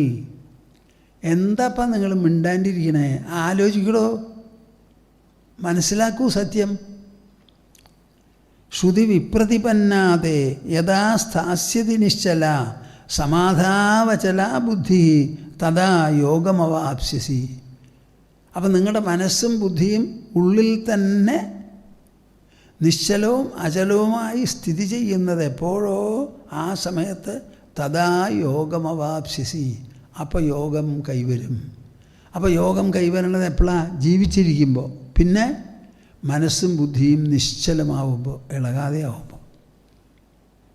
ഗൗഡപാദർ പറയാണ്, യദാനലീയതേ ചിത്തം നച വിക്ഷിപ്യതേ പുനഃ അനിംഗനമനാഭാസം നിഷ്പന്നം ബ്രഹ്മതത്തദാ. യദാനലീയതേ ചിത്തം, എപ്പോഴാണോ മനസ്സ് ലയിക്കാതെ ഇരിക്കുന്നത്, നച വിക്ഷിപ്യതേ പുനഃ, ഒരു തരത്തിലുള്ള വിക്ഷേപവും അതിനുണ്ടാവരുത്. 2 ദോഷമാണ്. ഞാൻ തന്നെ സത്യം എന്ന് പറയുന്ന പുസ്തകത്തിൽ ഇതൊക്കെ വിവരിച്ച് എഴുതിയിട്ടുണ്ട്. ബ്രഹ്മവിദ്യാഭ്യാസത്തിൽ യദാന ലീയതേ ചിത്തം നച വിക്ഷിപ്യതേ പുനഃ. ഈ ജഡസമാധി ലയസമാധി എന്നൊക്കെ പറഞ്ഞ് ചിലതുണ്ട്. അങ്ങനെ ലയിച്ചു പോയി ഒന്നും അറിയാതെ ഇരിക്കരുത്. ചിലരൊക്കെ പറയും ഞാൻ ധ്യാനിച്ചു അപ്പോൾ ഒന്നും അറിഞ്ഞില്ല. അപ്പോൾ പിന്നെ എനിക്ക് മുക്തി കിട്ടിയാൽ എങ്ങനെയാ അറിയുക?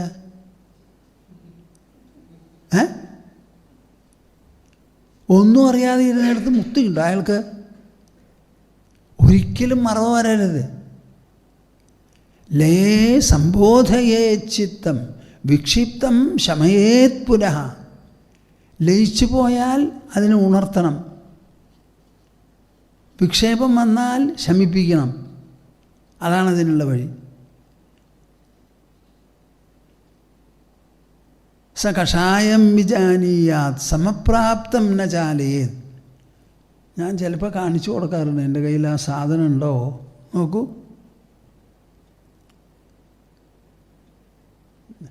ഇങ്ങനെ ഇരിക്കണം. നോക്കൂ, ഇതെങ്ങനെ ഇങ്ങനെ അങ്ങോട്ടും ഇങ്ങോട്ടും പോരുത്. മനസ്സങ്ങനെ ആവണം. ആവും, സംശയമൊന്നും വേണ്ട. യദാന ലീയതേ ചിത്തം നച വിക്ഷിപ്യതേ പുനഃ അനിങ്കനമനാഭാസം. അനിങ്കനം, അനങ്ങാതെ, അനാഭാസം, സ്വപ്നത്തിൽ എന്നതുപോലെ ഒരു തരത്തിലുള്ള ആ പ്രാതിഭാസികമായിട്ടുള്ള മാറ്റങ്ങളും വരരുത്. പ്രതിഭാസം. നിഷ്പന്നം ബ്രഹ്മതത്വത. ആ സമയത്ത് അപ്പോൾ ബ്രഹ്മം പ്രാപ്തമായി. അതാണ് ഇവിടെ പൂർണ്ണാശ്രമത്തിൽ നമുക്കുണ്ടാവേണ്ടത്. ജിജ്ഞാസവ സന്തതമന്തരേവ മനസ്സമാധാതുമനന്യഭാവാത് പുനഃ പുനർമജ്ജന തീവ്രചിത്താ ഭവന്തു സന്തു സ്ഥിരബുദ്ധയോസ്മിൻ. ഇതാണ് 10ാമത്തെ ശ്ലോകം. ഈ പൂർണ്ണാശ്രമത്തിനെ പറ്റി എന്തൊക്കെ പറഞ്ഞുവോ അത് വാസ്തവത്തിൽ ഈ നാരായണാശ്രമ തപോവനത്തെ പറ്റിയും ശരിയാണ്.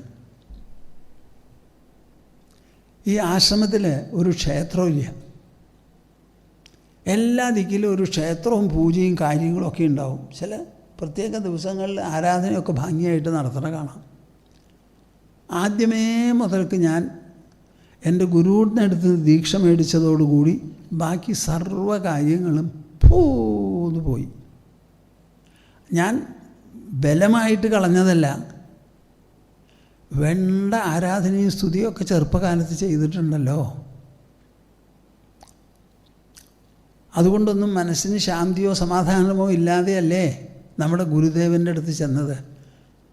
സംഭ്രാന്തചിത്തം സമുപാശ്രിതം മാം എന്നാണ് ഞാൻ ചിത്രീകരിച്ചിരിക്കുന്നത്.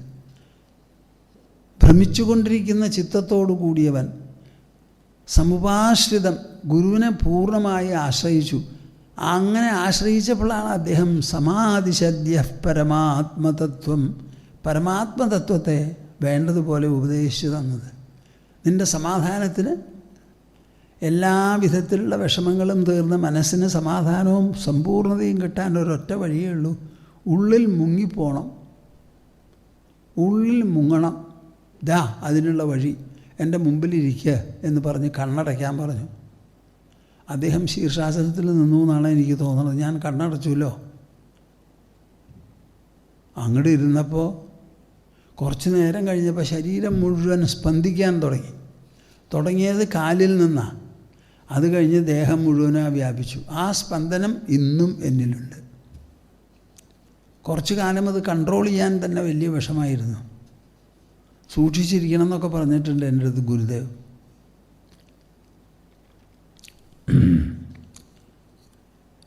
യദാനലീയതേ ചിത്തം നച വിക്ഷിപ്യതേ പുനഃ അനിങ്കനമനാഭാസം നിഷ്പന്നം ബ്രഹ്മതത്തദാ. അപ്പോൾ ഇതാണ് ഈ പൂർണ്ണാശ്രമത്തിനെ പറ്റി നമ്മുടെ മനസ്സിൽ തോന്നിയിട്ടുള്ള കാര്യങ്ങൾ. ഞാനിതിനെ ആദ്യം ഒന്ന് നിങ്ങളെ പറഞ്ഞ് മനസ്സിലാക്കാം. എന്തായാലും ഇന്നത്തെ കാലത്ത് പറയണതൊക്കെ റെക്കോർഡ് ചെയ്ത് വയ്ക്കുകയാണല്ലോ. ഈ ശ്ലോകം ഒന്ന് പറയുക രവീന്ദ്രൻ, മറന്നുപോയി ഞാൻ.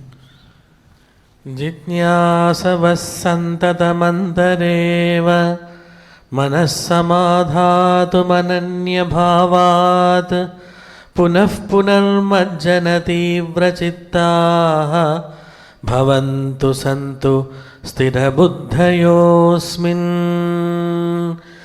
ജിജ്ഞാസവഃ സന്തതമന്തരേവ മനഃ സമാധാതുമനന്യഭാവാത് പുനഃ പുനർമജ്ജന തീവ്രചിത്താഃ ഭവന്തു സന്തു സ്ഥിരബുദ്ധയോസ്മിൻ. എല്ലാവർക്കും ഉള്ള കുഴപ്പം എന്താണെന്നറിയാമോ? ഒരു കാര്യം തുടങ്ങും ആരംഭശൂരത്വത്തോടു കൂടി. ആ തുടങ്ങിയതിൽ ഉറച്ചു നിൽക്കില്ല.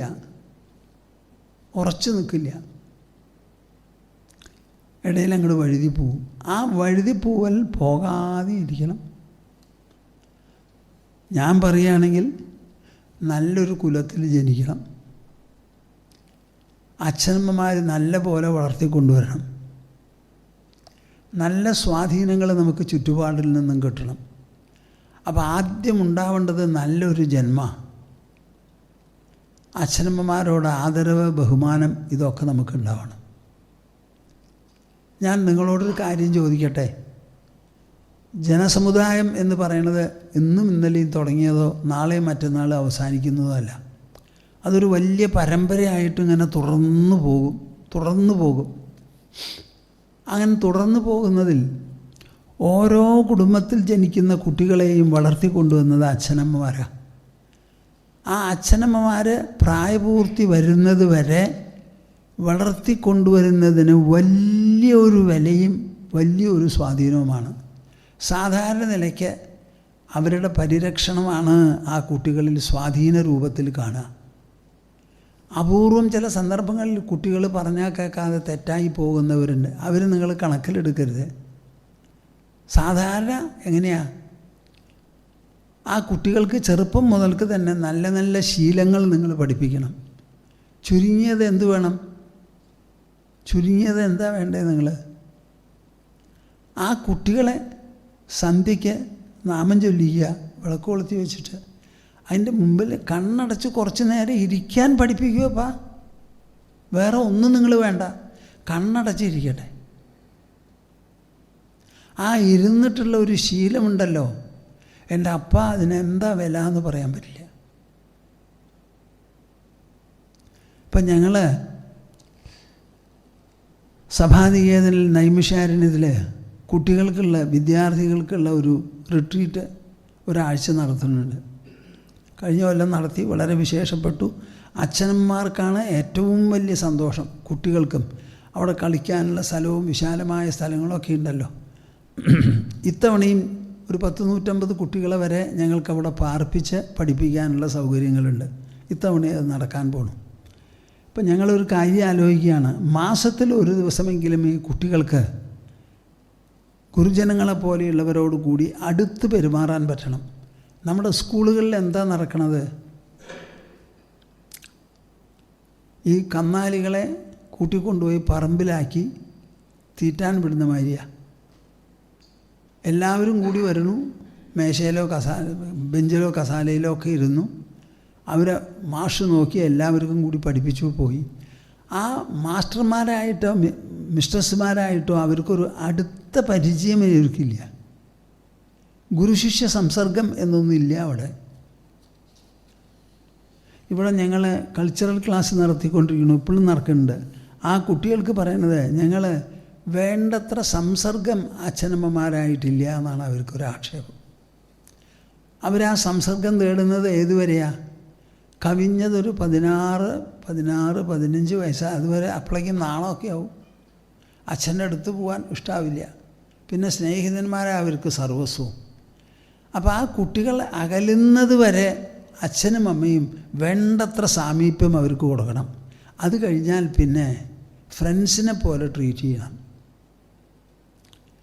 കുട്ടികളെ ഞാൻ വളർത്തിക്കൊണ്ടുവരുന്നത്, ഞങ്ങൾ വളർത്തിക്കൊണ്ടുവരുന്നത് എന്താ? കുട്ടികളായതുകൊണ്ട്. ഈ വളർത്തിക്കഴിഞ്ഞാൽ ഞങ്ങൾ ഉദ്ദേശിക്കുന്നത് എന്താ? നിങ്ങളും ഞങ്ങളെപ്പോലെയായി ഞങ്ങൾ ചെയ്യാൻ ഉദ്ദേശിക്കുന്ന കാര്യങ്ങൾ നിങ്ങളുമായി ആലോചിച്ച് നമുക്ക് പരസ്പരം ആശയങ്ങൾ പങ്കിടാൻ സാധിക്കണം എന്ന് കുട്ടികളോട് പറയണം. അങ്ങനെയല്ലേ വാസ്തവത്തിൽ? കുട്ടികൾക്ക് പ്രായമൂപ്പ് വന്ന അച്ഛനമ്മ എന്ത് വേണം? മോനെ ഇവിടെ വരൂ, ഞാൻ ഇന്ന കാര്യം ചെയ്യാൻ പോകുന്നുണ്ട്, നിനക്ക് എന്താ അഭിപ്രായം, എന്തെങ്കിലും ഉണ്ടെങ്കിൽ പറയുക. അപ്പോൾ ആദ്യമൊന്നും അവർ പറയില്ല, കുറച്ച് കഴിഞ്ഞാൽ അവർക്ക് പറയാൻ തോന്നിയാൽ അവർ പറയും. അങ്ങനെ അവരെ വളർത്തിക്കൊണ്ടുവന്ന് നമ്മുടെ ചിന്താഗതിയിൽ പങ്കെടുക്കാൻ വേണ്ടിയിട്ടല്ലേ വളർത്തിക്കൊണ്ടുവരുന്നത്. അത് അച്ഛനമ്മമാർ മനസ്സിലാക്കാണ്ടിരുന്നാൽ പറ്റുമോ? അവർക്ക് സ്നേഹിതന്മാരാണ് സർവസ്വം എന്ന് തോന്നുന്നത് വരെ അച്ഛനമ്മമാരുടെ സാമീപ്യവും സംസർഗവും സംസ്പർശവും ഒക്കെ വേണം. അത് നിങ്ങൾ സുലഭമായി കൊടുക്കണം കുട്ടികൾക്ക്. ഞാൻ എപ്പോഴും പറയും, ഒരു സ്ത്രീയുടെ ദൗത്യം കല്യാണം കഴിഞ്ഞ് പ്രസവിച്ച് കുട്ടികളെ വളർത്തിക്കൊണ്ടുവരില്ല. ആ ദൗത്യത്തിന് മുടക്കം വരുത്തിക്കൊണ്ട് നിങ്ങൾ എന്ത് ചെയ്താലും നമ്മുടെ സമാജം നന്നാവില്ല. പ്രസവിക്കുന്നത് സ്ത്രീകളാണ്. ആ കുട്ടിക്ക് മാതൃസ്പർശം വേണം എന്നുള്ളതൊരാവശ്യമാണ്. അച്ഛൻ്റെയും വേണം. അവരെ സന്തോഷത്തിൽ വളർത്തിക്കൊണ്ടുവരണം. ആ വളർത്തിക്കൊണ്ടുവന്ന വളർത്തലിന് വലിയൊരു സ്വാധീനമാണ്. ഗർഭാശയത്തിൽ കുട്ടി രൂപപ്പെടുന്നതിൽ അച്ഛനും അമ്മയ്ക്കും ഒരു പങ്കുമില്ല. ആ കുട്ടി ശരീരത്തിൽ നിന്ന് രക്തം വലിച്ചെടുക്കണു, അത് ഭ്രൂണമാണ് വലിച്ചെടുക്കുന്നത്, ഫീറ്റസാണ്. അത് അമ്മയോട് ചോദിച്ചിട്ടല്ല. ആ ഫീറ്റസ് രൂപപ്പെടുത്തുന്നതാണ് നമ്മുടെ ബുദ്ധി, കണ്ണ്, ചെവി, മൂക്ക്, നാവ്, ത്വക്ക് എല്ലാം തന്നെ. ചില കുട്ടികളൊക്കെ അല്പസ്വല്പം കേടോടുകൂടി വരുന്നു. അച്ഛനമ്മമാരല്ല അതിന് ഉത്തരവാദികൾ. നിങ്ങളെല്ലാവരും മനസ്സിലാക്കണം. ഞാൻ ഇന്ന് വിശദമായിട്ടൊരു ലെറ്റർ ഡിക്റ്റേറ്റ് ചെയ്ത് ഒരാളോട് സംസാരിക്കുകയായിരുന്നു. സ്വയം സൂക്കേടായിട്ട് കിടക്കുക ആസ്പത്രിയിൽ. സ്വാമിജി ഒരു സന്ദേശം എനിക്ക് അയക്കണമെന്ന് പറഞ്ഞു, മലേഷ്യയിൽ. അപ്പോൾ പറയുകയുണ്ടായി ഞാൻ, ഗർഭപാത്രത്തിൽ കുട്ടി വളരുന്നതിൽ അച്ഛനോ അമ്മയ്ക്കോ ഒരു പങ്കേ ഇല്ല. അപ്പോൾ ഏതെങ്കിലും ഒരു കുട്ടി കേടുപാടുള്ള കുട്ടിയായാൽ അതിനെക്കുറിച്ച് അമ്മയ്ക്ക് എന്തിനാ ക്രമത്തിലധികം ഒരു ചുമതലാബോധം, ഒരു ഭാരമാണെന്നുള്ളത് ഞാൻ സമ്മതിച്ചു. പക്ഷേ ഒരിക്കലും വിചാരിക്കരുത് എനിക്കിങ്ങനെ ഒരു കുട്ടി ജനിച്ചുല്ലോ എന്നൊക്കെ പറഞ്ഞ് ഞാൻ ഉത്തരവാദിയാണ്. എല്ലാവരെയും നോക്കി ഭരിക്കുന്നത് നമ്മുടെ ഭൂമി എന്ന് പറയുന്ന സർവ്വജനനിയാണ്. ആ ജനനിയെ ഏൽപ്പിച്ചങ്ങോട്ട് പൊക്കോളൂ. എല്ലാ അച്ഛനമ്മമാരും കുട്ടികളെ അമ്മയുടെ അടുത്ത്, മാതൃഭൂമിയുടെ അടുത്ത് ഏൽപ്പിച്ചിട്ടല്ലേ പോണത്. ശ്വസിക്കാനുള്ള കാറ്റാരാ തരുന്നത്? കുടിക്കാനുള്ള വെള്ളം ആരാ തരുന്നത്? പാർക്കാനുള്ള ഭൂപടം ആരാ തരുന്നത്? ഒക്കെ നമുക്ക് ഈശ്വരനും പ്രകൃതിയും തന്നിട്ടുള്ളതാണ്. അവരാണല്ലോ നമ്മുടെ അച്ഛനമ്മമാർ. ആ അച്ഛനമ്മമാരെ ഏൽപ്പിച്ച് നിങ്ങൾ സമാധാനത്തോടു കൂടി പോക്കോളൂ. നമ്മൾ ഒരാളിലും നിക്ഷിപ്തമല്ല ഒന്നും ഈ ലോകത്തിൻ്റെ ചുമതല. കുറച്ച് കാലേ നമ്മളിവിടെ ജീവിക്കുള്ളൂ. ലോകം എത്ര കാലമായി ജീവിച്ചു തുടങ്ങിയിട്ട്? നമ്മുടെ ആയുസ് എത്രയാ? അപ്പോൾ ഈ കുട്ടികളെ വളർത്തുന്നത് വളരെ പ്രധാനമാണ്. ഇപ്പോൾ ഡ്രഗ് അഡിക്ഷൻ എന്ന് പറഞ്ഞൊരു കാര്യത്തിനെ പറ്റി എല്ലാവരും പറയുന്നു. ഇന്നത്തെ കുട്ടികൾക്കൊന്നും ഒരു വിഷമവുമില്ല. എവിടെയൊക്കെ നോക്കിയോ അവിടെയൊക്കെ ഈ കുഴപ്പമാണ്. ലഹരി സാധനങ്ങൾ, ലഹരി മരുന്നുകൾ, ഇതെങ്ങനെയായാലും വളരെ അടിയന്തര ബോധത്തോടു കൂടി നിങ്ങളെല്ലാവരും ചിന്തിച്ച് പരിഹരിക്കേണ്ട ഒരു കാര്യമാണ്. വളരുന്ന കുട്ടികളെ എങ്ങനെ ഇതിൻ്റെ കരാളഹസ്തത്തിൽ നിന്ന് രക്ഷിക്കാം എന്നൊരു ചോദ്യം നിങ്ങളുടെ എല്ലാവരുടെയും മനസ്സിൽ ഇപ്പോഴാ ഞാൻ കുത്തിയിടുന്നു. നിങ്ങളൊന്നും വിചാരിക്കരുത്, നല്ലൊരു വീട്ടിൽ താമസിച്ചു, കാറുണ്ട്, സൗകര്യങ്ങളുണ്ട്, ഭംഗിയായിട്ട് നടക്കണു, ധൂർത്തടിക്കാനുമുണ്ട്, അതുകൊണ്ടായില്ല. സ്വഭാവം എന്നൊന്നുണ്ട് മനുഷ്യന്, പെരുമാറ്റം എന്നൊന്നുണ്ട്, സമ്പർക്ക സൗഷ്ഠവം എന്ന് പറയണതുമുണ്ട്. ഇത് 3 കാര്യം മനുഷ്യൻ നല്ല പോലെ മനസ്സിലായില്ലെങ്കിൽ നിങ്ങൾക്ക് എത്ര സമ്പത്തുണ്ടായിട്ടും പ്രൗഢി ഉണ്ടായിട്ടും പ്രതാപമുണ്ടായിട്ടും ഒരു കാര്യവുമില്ല. ചുക്കിനും ചുണ്ണാമ്പിനും പറ്റില്ല. എല്ലാവരും ഇവിടുന്ന് പോണത് നല്ല കുട്ടികളെ സമാജത്തിന് സംഭാവന ചെയ്തിട്ട് വേണം പോവാൻ. പൊല്ലാത്ത കുട്ടികളെ കൊടുത്തു പോകാൻ നിങ്ങൾക്കൊരവകാശമില്ല. അപ്പോൾ കുട്ടികൾ നന്നാവണമെങ്കിൽ എന്തു വേണം? അതിനെന്തെല്ലാം ത്യാഗങ്ങളോ കഷ്ടപ്പാടുകളോ സഹിക്കണോ ഒക്കെ സഹിച്ചോളൂ, എന്തെല്ലാം മുൻകരുതലെടുക്കണോ എടുത്തോളൂ. പക്ഷേ നമ്മുടെ കുട്ടികൾ നന്നാവണം. അതിന് നിങ്ങൾ എന്ത് ചെയ്തു എന്നുള്ളൊരു ചോദ്യമാണ്. ഭൂമാനന്ദസ്വാമി ഒരു സന്യാസിയാണ്, എനിക്ക് കുട്ടികളൊന്നുമില്ല. പക്ഷേ മുതിർന്ന നിങ്ങളെല്ലാവരും എൻ്റെ കുട്ടികളാണ്. നിങ്ങളുടെ കുട്ടികളെ പറ്റിയിട്ടാണ് ഞാൻ ആലോചിച്ച് നിങ്ങളോട് സംസാരിക്കുന്നത്.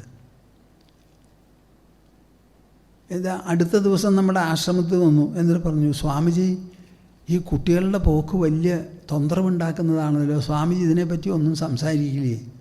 ഞാൻ ആരോടാണ് സംസാരിക്കേണ്ടത്? ഞാൻ ആ കാര്യങ്ങളിലല്ലല്ലോ. ഞാൻ സംസാരിക്കുന്നതൊക്കെ അധ്യാത്മമായിട്ടുള്ള കാര്യങ്ങളാണല്ലോ. ഞങ്ങൾ സഭാനികേതനിൽ നൈമിഷാരണ്യത്തിൽ ഞങ്ങളോടുകൂടി സഹവസിക്കുന്ന കുട്ടികൾക്ക് എന്തെങ്കിലും ചെയ്യാൻ പറ്റുമോ എന്ന് ആലോചിക്കുന്നുണ്ട്. അതുപോരാ സ്വാമിജി, അത് കുറച്ച് കേന്ദ്രീകരിച്ചിട്ടുള്ള ജോലിയല്ലേ. എല്ലാവർക്കും അറിയാൻ വേണ്ടി സ്വാമിജി എന്തെങ്കിലും പറയണമെന്ന് പറഞ്ഞതൊരു ഓർമ്മ വന്നു. അതും കൂടിയാണ് കാരണം ഞാൻ നിങ്ങളോടിത് സംസാരിക്കാൻ. എത്ര നല്ല നല്ല കാര്യങ്ങൾ, സുഭാഷിതങ്ങൾ നമ്മുടെ കയ്യിലുണ്ട്. ഒരൊറ്റ ശ്ലോകം ഞാൻ പറയാം. ആ ഒരു ശ്ലോകം മാത്രം നിങ്ങൾ ഓർമ്മ വെച്ചാൽ മതി.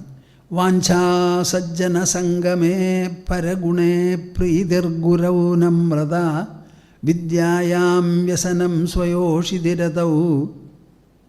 സ്വയോഷിതിരതി ലോകാപവാദാദ്ഭയം ഭക്തിശൂലിനി ശക്തിരാത്മദമനെ സംസർഗമുക്തിഖലേഷു ഏതേയേഷു ഭവന്തി നിർമ്മലഗുണാഃ തേഭ്യോ നരേഭ്യോ നമഃ. മഹാരാജാവായിരുന്ന അദ്ദേഹത്തിനൊരു വെളിപാടുണ്ടായി. തൻ്റെ ധർമ്മപത്നിക്ക് പോലും താനല്ലാതെ വേറെ ഒരു സ്നേഹഭാജനമുണ്ടെന്ന് അറിയാൻ എനിക്ക് കഴിഞ്ഞില്ലല്ലോ എന്ന് തോന്നി. അതിൻ്റെ ആഘാതത്തിൽ സിംഹാസനം വിട്ട് കാട്ടിൽ ചെന്ന് തപോധനനായി കഴിച്ചുകൂട്ടി. ധാരാളം പഠിപ്പും അനുഭവമുള്ള രാജാവായതിനാൽ അദ്ദേഹം 300 ശ്ലോകങ്ങൾ എഴുതി. ശതകത്രയം എന്നാണ് അതിന് പേര്. നീതിശതകം, ശൃംഗാരശതകം, വൈരാഗ്യശതകം എന്ന് 3 എണ്ണം. അതിൽ നീതിശതകത്തിലുള്ള ഒരു ശ്ലോകമാണിത്. ഇങ്ങനെ ഗുണങ്ങളുള്ള മനുഷ്യരെ ഞാൻ നമസ്കരിക്കണു എന്നാണ് പറഞ്ഞ് അവസാനിക്കുന്നത്. തേഭ്യോ നരേഭ്യോ നമഃ.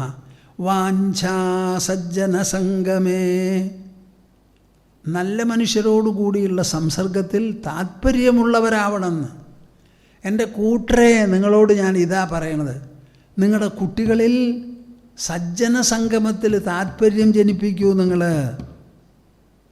കുട്ടികളായിരിക്കുമ്പോൾ അവരെന്ത് പറഞ്ഞാലും കേൾക്കും. മുതിർന്തോറും കേൾക്കാതെയാവും. കേൾക്കുന്ന സമയത്ത് അവരോട് പറയണം. നിങ്ങൾ ബിസ്ക്കറ്റും ബാക്കിയുള്ള സാധനങ്ങളും മേടിച്ചു കൊടുത്താൽ മാത്രം പോരാ. അത് ശരീരത്തിനും നാവിനും മാത്രമേ ആവണുള്ളൂ. മനസ്സിനെന്താ ചെയ്യണത്? ബുദ്ധിക്ക് എന്താ ചെയ്യണത്? എന്താണ് ഒരു മനുഷ്യൻ താല്പര്യം വളർത്താനുള്ളത്? എന്താ? വാഞ്ച, ശരിയായിട്ടുള്ള ഒരു താല്പര്യം, ആശ. സജ്ജന സംഗമേ പരഗുണേ പ്രീതി. അന്യജനങ്ങൾക്ക് ഗുണമുണ്ടെന്ന് കേട്ടാൽ അതിൽ സന്തോഷം തോന്നണം. എന്താണ് അവൻ അങ്ങനെ? അതിനൊരു ദോഷം കണ്ടുപിടിച്ച്, കുറ്റം കണ്ടുപിടിച്ച് വെറുപ്പിക്കാൻ എന്താ വഴി എന്നുള്ള ദുർബുദ്ധിയല്ല ഉണ്ടാവേണ്ടത്. പരഗുണേ പ്രീതി ഗുരൗ നമ്രത. ഗുരുജനങ്ങളുടെ അടുത്ത് വിനയം വേണം. കണ്ടാ പ്രണമിച്ച് എന്തെങ്കിലും പറയാനുണ്ടെങ്കിൽ പറഞ്ഞാൽ ഞാൻ കേൾക്കാം എന്ന് പറയാവുന്ന ഒരു നമ്രത വേണം. വാഞ്ചാ സജ്ജന സംഗമേ പരഗുണേ പ്രീതിർഗുരൗ നമ്രത വിദ്യായാം വ്യസനം. വിശേഷപ്പെട്ട ഒരു പ്രയോഗമാണത്. വിദ്യ എന്ന് പറഞ്ഞാൽ എന്താ? അറിവ്, പഠിക്കൽ, അധ്യയനം. അതിൽ വ്യസനം എന്ന് പറഞ്ഞാൽ ഗാഠമായ താത്പര്യം, ശ്രദ്ധ. വിദ്യായാം വ്യസനം സ്വയോഷിതിരതി. നമ്മൾക്ക് എങ്ങനെയായാലും ലൈംഗികം എന്ന് പറഞ്ഞൊരു വശമുണ്ട്. ആ വശം എങ്ങനെയാ? സ്വയോഷിതി. താൻ കല്യാണം കഴിച്ചിട്ടുള്ള ആ പങ്കാളിയിൽ മാത്രമായിരിക്കണം ആ വ്യവഹാരം. അത് അങ്ങോട്ടും ഇങ്ങോട്ടും നീണ്ടും പിടിച്ചും ഒന്നും പോകരുത്, വളഞ്ഞും തിരിഞ്ഞും പോകരുത്. സ്വയോഷിതിരതി ലോകാപവാദാത് ഭയം. ലോകം അപവാദം പറയത്തക്ക വിധത്തിൽ ഒന്നും ചെയ്തു പോകരുത്. അപ്പോൾ താൻ ചെയ്യുന്ന പ്രവൃത്തിക്ക് തൻ്റെ ഇഷ്ടം മാത്രമാണോ പ്രമാണം? അല്ല. സമാജം എന്തു പറയും? സമാജം അതിൽ നിന്ന് എന്തു പഠിക്കും? സമാജത്തിന് പറ്റിയ ഒരു മാതൃകയാണോ അത്? അതോ അവർക്ക് വിഷമവും ഉപദ്രവവും വേദനയും ഉണ്ടാക്കുന്നതോ എന്നിങ്ങനെ ഒരു ആലോചന എപ്പോഴും വേണം. നിങ്ങളുടെ കുട്ടികളോട് എപ്പോഴെങ്കിലും നിങ്ങളിങ്ങനെ പറഞ്ഞിട്ടുണ്ടോ, എടോ താൻ എൻ്റെ വീട്ടിൽ മാത്രം ജനിച്ചിട്ടുള്ളൊരു വീട്ടുകുട്ടിയല്ല, താൻ ഒരു നാട്ടുകുട്ടിയാണ്, ഒരു പഞ്ചായത്ത് കുട്ടിയാണ്, ഒരു താലൂക്ക് കുട്ടിയാണ്, ഒരു ജില്ലാ കുട്ടിയാണ്, ഒരു സംസ്ഥാന കുട്ടിയാണ്, നമ്മുടെ രാഷ്ട്രത്തിലെ ഒരു സന്തതിയാണ്, ഒരു വിശ്വസന്തതിയാണ് എന്നിങ്ങനെ പറഞ്ഞ് നിങ്ങൾ കുട്ടികളെ ധരിപ്പിച്ചിട്ടുണ്ടോ? എന്ത് പറ്റിയപ്പാ? എന്താ നിങ്ങളുടെ നാവിനുള്ള കേട്? എന്താ നിങ്ങളുടെ ബുദ്ധിക്കുള്ള കേട്?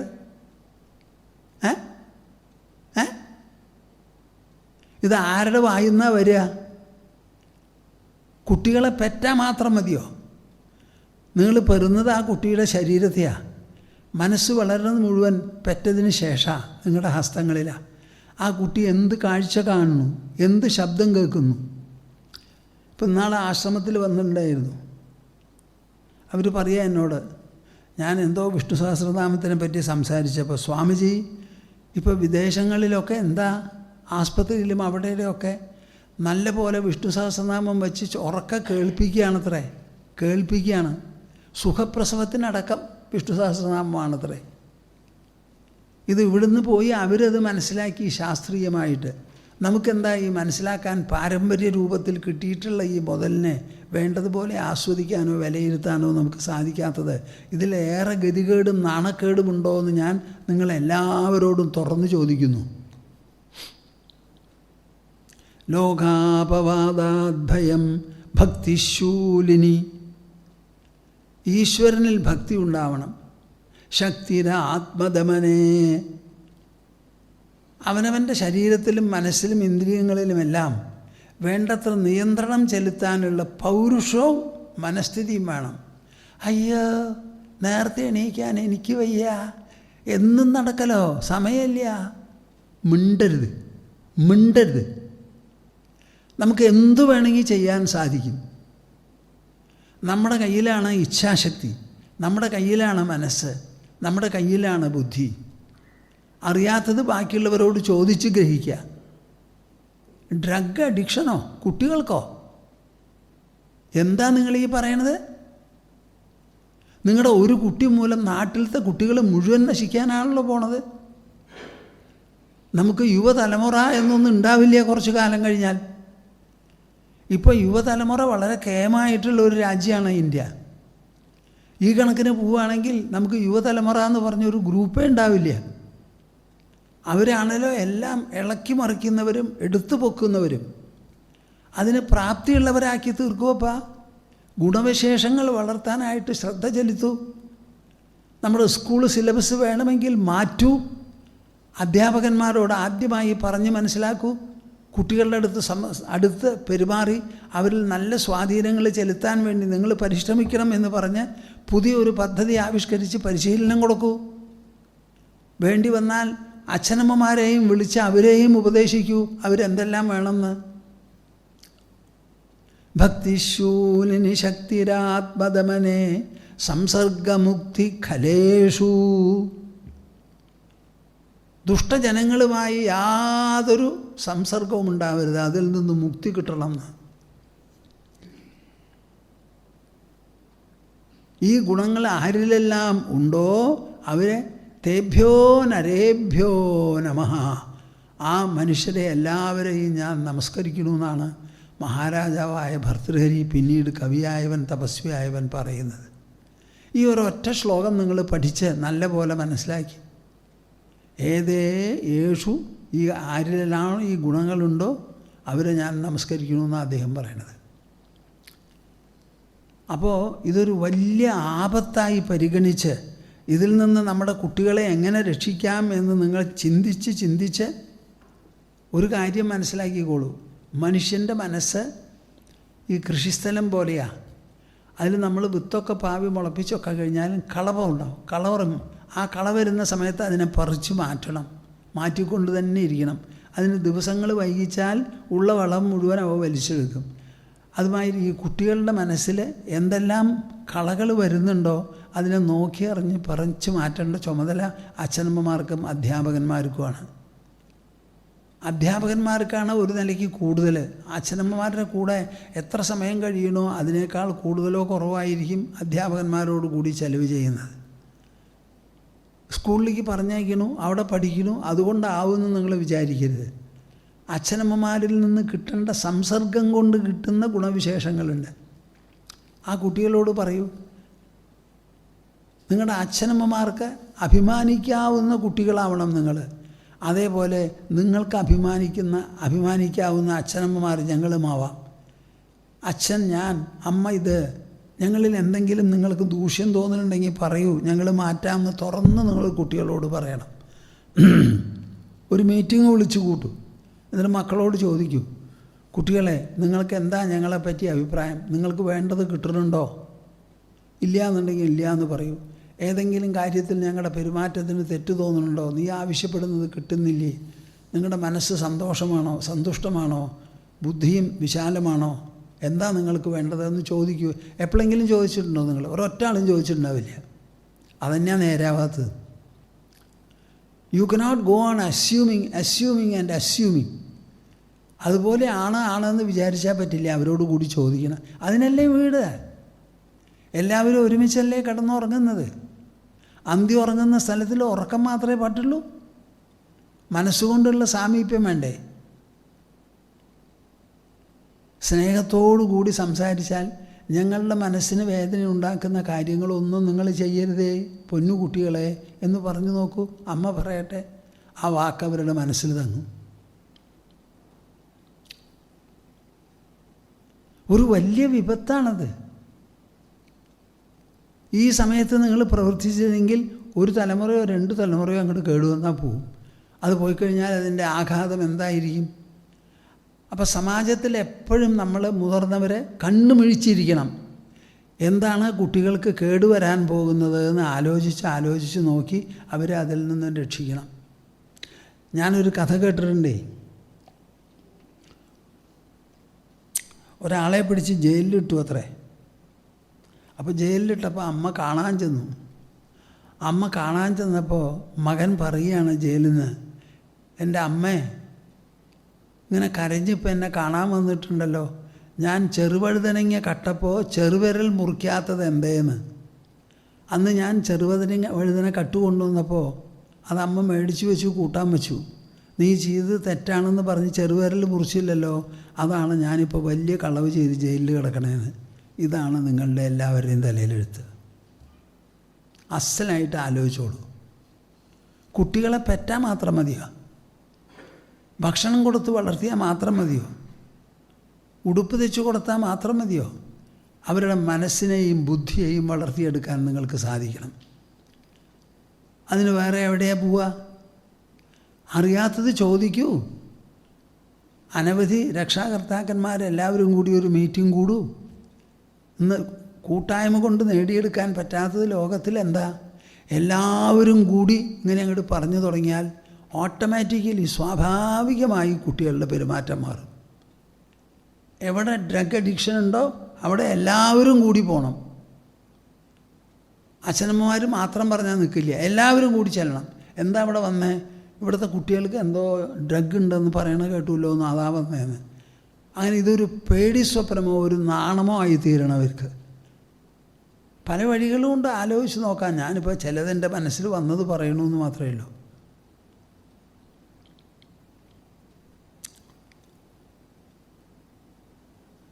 ഇതെന്താ ഇപ്പോൾ പറഞ്ഞതെന്ന് വെച്ചാൽ, നമ്മുടെ ഈ പൂർണ്ണാശ്രമം ഉദ്ഘാടനം കഴിഞ്ഞ് ഞങ്ങൾ തിരിച്ചെത്തിയിരിക്കുന്ന സമയമാണല്ലോ. അപ്പോൾ ആ പൂർണ്ണാശ്രമത്തിൻ്റെ ഉദ്ദേശങ്ങൾ എന്താ എന്നുള്ളത് വ്യക്തമാക്കിക്കൊണ്ട് എഴുതിയിട്ടുള്ള ഒരു സദ്ഗുരു ദശകമാണിത്. ഈ ദശകത്തിൽ പറഞ്ഞിട്ടുള്ള എല്ലാ കാര്യങ്ങളിലും നമ്മുടെ ജീവിതത്തെ സ്പർശിക്കുന്ന തത്വങ്ങളും മൂല്യങ്ങളും സിദ്ധാന്തങ്ങളും കാണാം. തത്വങ്ങളും മൂല്യങ്ങളും സിദ്ധാന്തങ്ങളും കാണാം.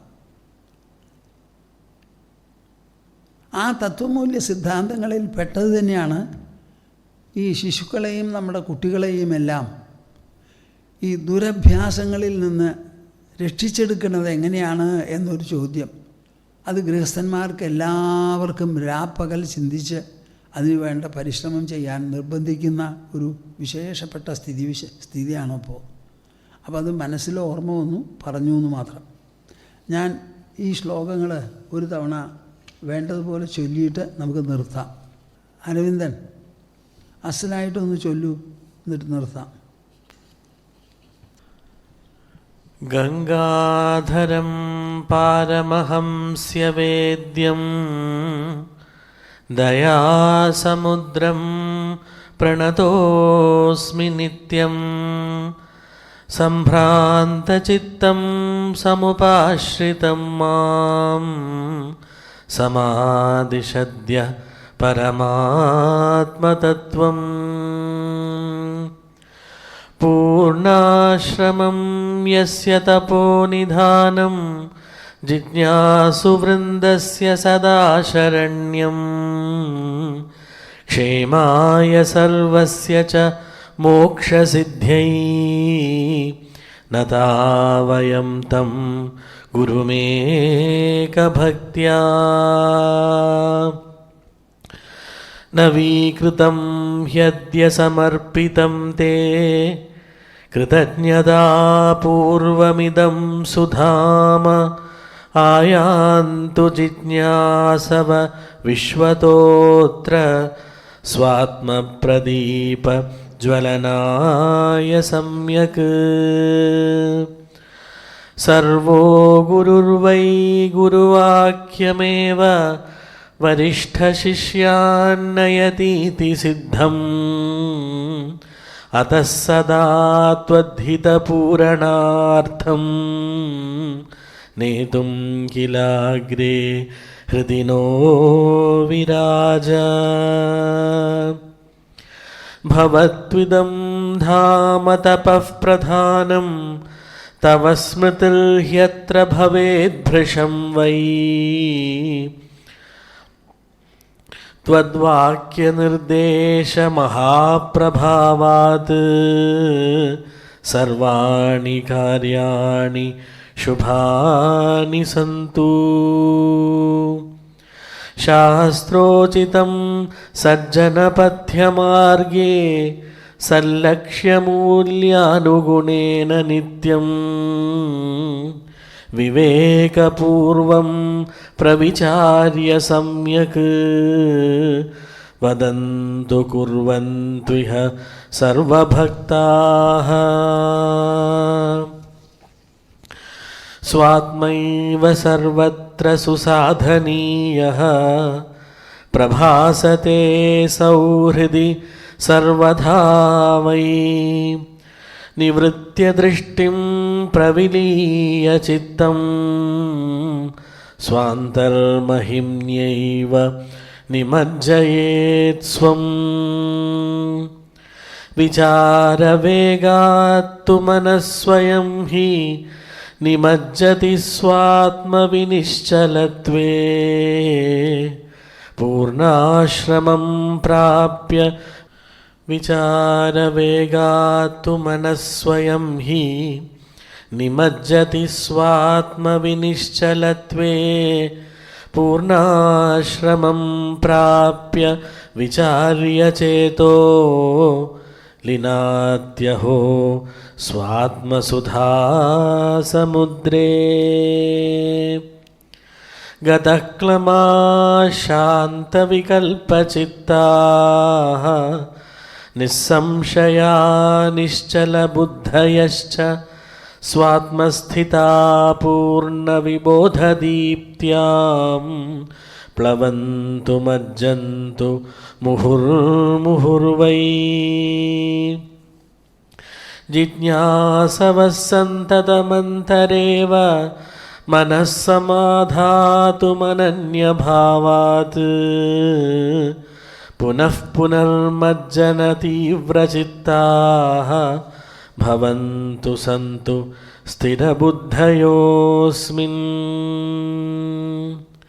ജിജ്ഞാസവഃ സന്തതമന്തരേവ മനസ്സമാധാതും അനന്യഭാവാത് പുനഃ പുനർമജ്ജന തീവ്രചിത്താഃ ഭവന്തു സന്തു സ്ഥിരബുദ്ധയോസ്മിൻ.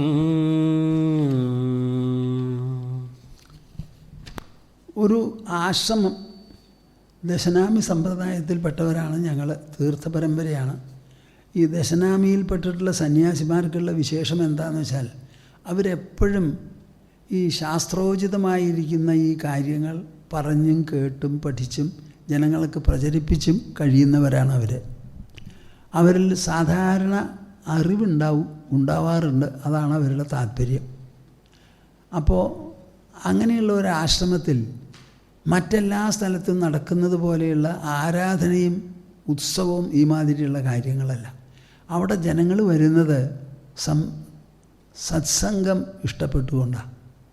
സത്സംഗം എന്ന് പറഞ്ഞാൽ ഒരു സദസ്സ്, അതിൽ സത്തിനെ പറ്റിയിട്ടുള്ള ചർച്ച നടത്തണം. അപ്പോഴാണ് അത് സത്സംഗമാവുന്നത്.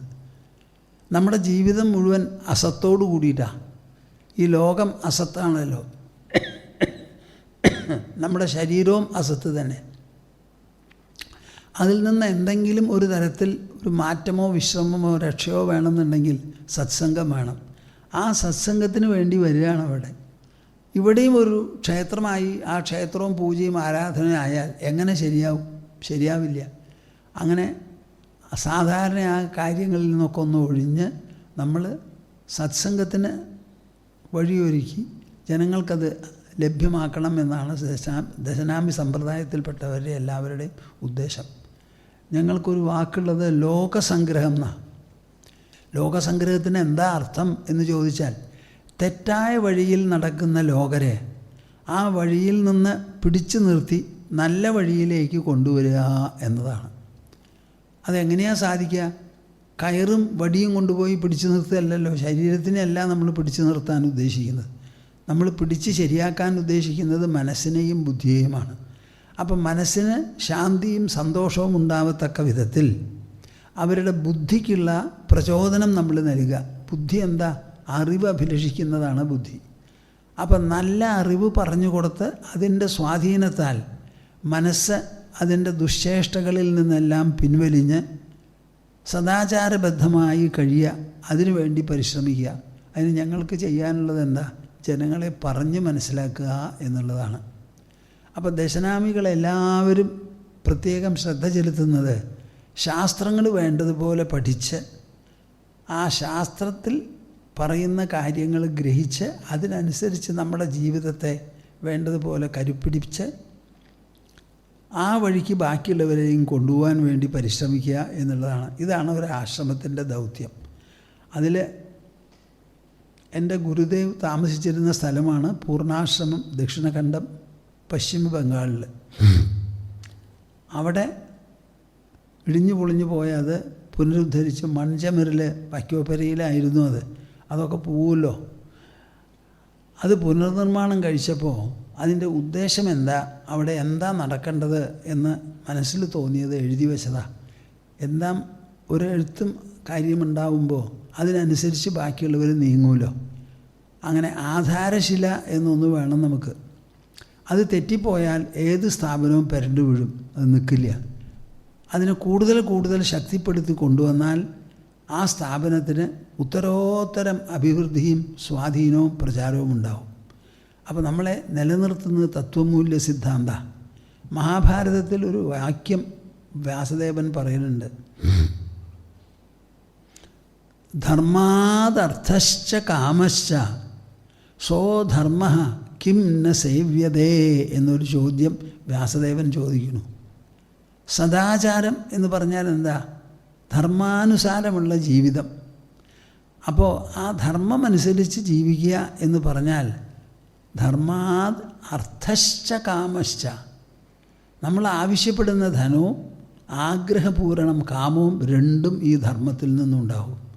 അപ്പോൾ ധർമ്മം നമ്മളെ കുഴക്കുന്നതല്ല, നശിപ്പിക്കുന്നതല്ല, പിന്തിരിപ്പിക്കുന്നതല്ല.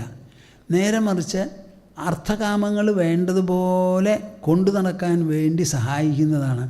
അങ്ങനെയുള്ള ധർമ്മം കിം ന സേവ്യതേ, എന്താ ജനങ്ങൾ ശ്രദ്ധിക്കാത്തത് എന്നൊരു ചോദ്യം ചോദിക്കുന്നു അദ്ദേഹം. ഏറ്റവും വിശേഷപ്പെട്ട ഒരു ചോദ്യമാണ് അത്. നിങ്ങളെല്ലാവരും മനസ്സിലാക്കി ധാർമ്മികമായി ജീവിക്കുക എന്ന് പറഞ്ഞാൽ അതിനനുസരിച്ചുള്ള അർത്ഥശേഖരവും അത് ഉപയോഗിച്ചുള്ള കാമനിർവഹണവും എല്ലാം സാധിപ്പിക്കുക എന്നർത്ഥമാണ്. അങ്ങനെ വരുമ്പോൾ നിങ്ങളുടെ കയ്യിലുള്ള സ്വത്ത് ഒരു തലമുറയല്ല, 2, 3, 4, 5 തലമുറയൊക്കെ നിലനിന്നു എന്ന് വരാം. ധർമ്മം ലംഘിച്ച് നിങ്ങൾ സമ്പാദിച്ച സ്വത്തോ 1 തലമുറ 2 തലമുറ നിലനിൽക്കാൻ തന്നെ വിഷമിക്കും. അപ്പോൾ ധർമ്മം എപ്പോഴും നമ്മളെ പുഷ്ടിപ്പെടുത്തുന്നതാണ് എന്നുള്ളത് നിങ്ങൾ മനസ്സിലാക്കണം. ഈ വക കാര്യങ്ങളൊക്കെ പറഞ്ഞ് മനസ്സിലാക്കുകയാണ് ഈ സത്സംഗത്തിൻ്റെ ഉദ്ദേശം. ഞാൻ തത്കാലം നിർത്തട്ടെ.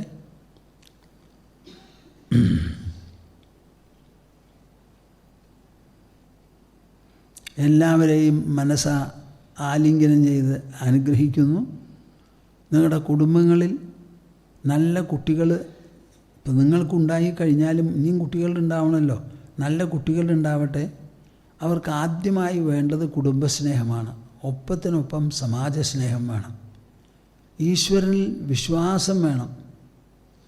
പിന്നെ നല്ല പോലെ അധ്വാനിച്ച്, പഠിക്കേണ്ട കാലത്ത് പഠിച്ച് കേമന്മാരായി അധ്വാനിച്ച് നമ്മുടെ രാജ്യത്തിൻ്റെ GDP ഉണ്ടല്ലോ, സമ്പത്ത്, അത് വർദ്ധിപ്പിക്കാൻ വേണ്ടി കാര്യമായിട്ടുള്ളൊരു സംഭാവന ഓരോരുത്തരിൽ നിന്നും ഉണ്ടാവണം. ഇത്രയും ആയിക്കഴിഞ്ഞാൽ എനിക്ക് തോന്നുന്നു നമ്മുടെ രാജ്യവും തദ്വാര ഈ ലോകം തന്നെ നന്നാവും. അതിനിടവരട്ടെ. എല്ലാവരും ആ വഴിക്ക് ചിന്തിച്ച് ആ വഴിക്ക് നീങ്ങും.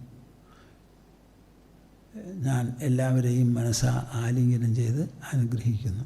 നമുക്കിനി നിർത്താം. ഞാനൊരു ശ്ലോകം പതിവ് പോലെ പറയാം. അതിനുശേഷം ഓംകാരം ജപിച്ച് നമുക്ക് പിരിയാം.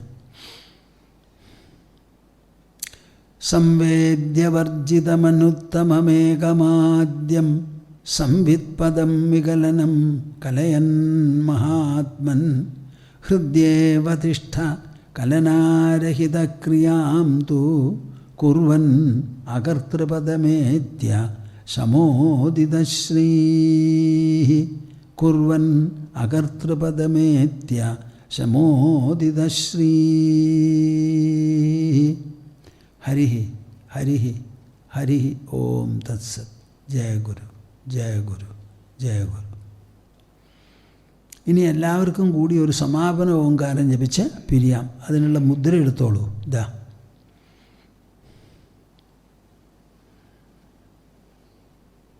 ഓ